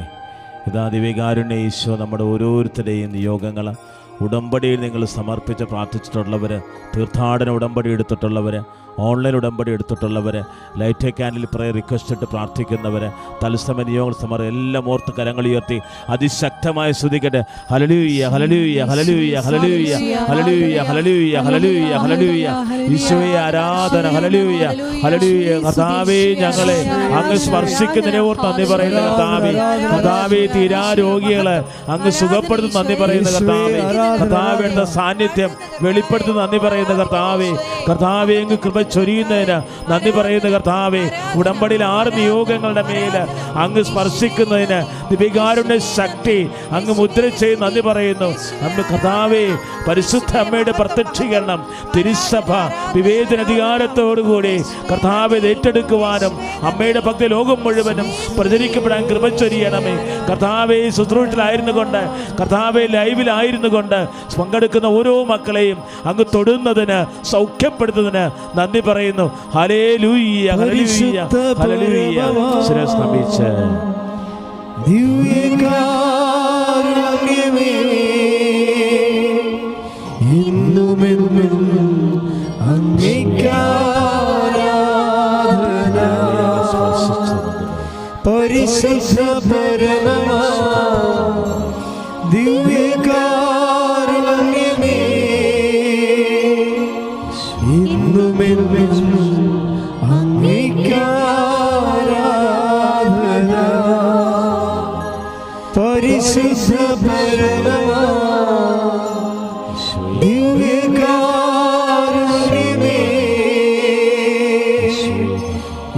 ഇന്നുമെന്നും അങ്ങേക്കാരാധന.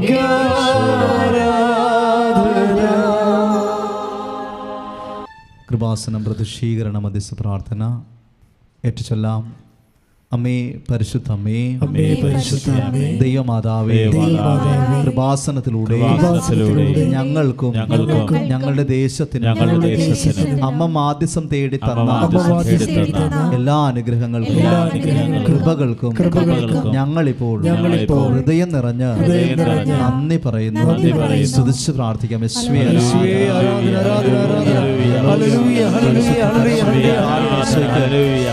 പരിശുദ്ധമേ, ദൈവമാതാവേ, 2004 ഡിസംബർ 7-ാം തീയതി ഉച്ച കഴിഞ്ഞ് 2:30 കൃപാസനത്തിൽ സംഭവിച്ച അമ്മയുടെ പ്രത്യക്ഷപ്പെടലിനെ കുറിച്ച് തിരുസഭയ്ക്ക് സമർപ്പിച്ചിരിക്കുന്ന പഠനരേഖകളുടെ വസ്തുനിഷ്ഠവും ദൈവശാസ്ത്ര വിധി പ്രകാരമുള്ളതുമായ അന്വേഷണ പഠനങ്ങൾ നടത്തി ആ പ്രത്യക്ഷപ്പെടലിലൂടെ പ്രകടമായ ദൈവമാതാവിന്റെ പ്രത്യേക കരുതലും സംരക്ഷണവും വെളിപ്പെടുത്തുന്ന പീഡിതരുടെ ആശ്വാസവും പ്രവാചകന്മാരുടെ രാജ്ഞിയും വാഗ്ദാനത്തിന്റെ പേടകവും പ്രപഞ്ച പ്രകൃതിയുടെ മാതാവുമായ പരിശുദ്ധ അമ്മയുടെ ഭക്തി തിരുസഭയിൽ കൂടുതൽ പ്രചരിച്ച് ജീവിതത്തിന്റെ ദുരിത അവസ്ഥകളിൽ അകപ്പെട്ട് കഴിയുന്ന അനേകായിരം മക്കൾക്ക് ദൈവത്തിന്റെ സാന്നിധ്യവും സന്ധിപ്പും കൂടുതൽ അനുഭവിക്കുക വഴി ആത്മീയ വിശുദ്ധിയും ദൈവശക്തിയും കൈവരിക്കുവാൻ ഞങ്ങളുടെ കുടുംബങ്ങളെ ഇടയാക്കണമേ. സ്തുതിച്ച് പ്രാർത്ഥിക്കാം.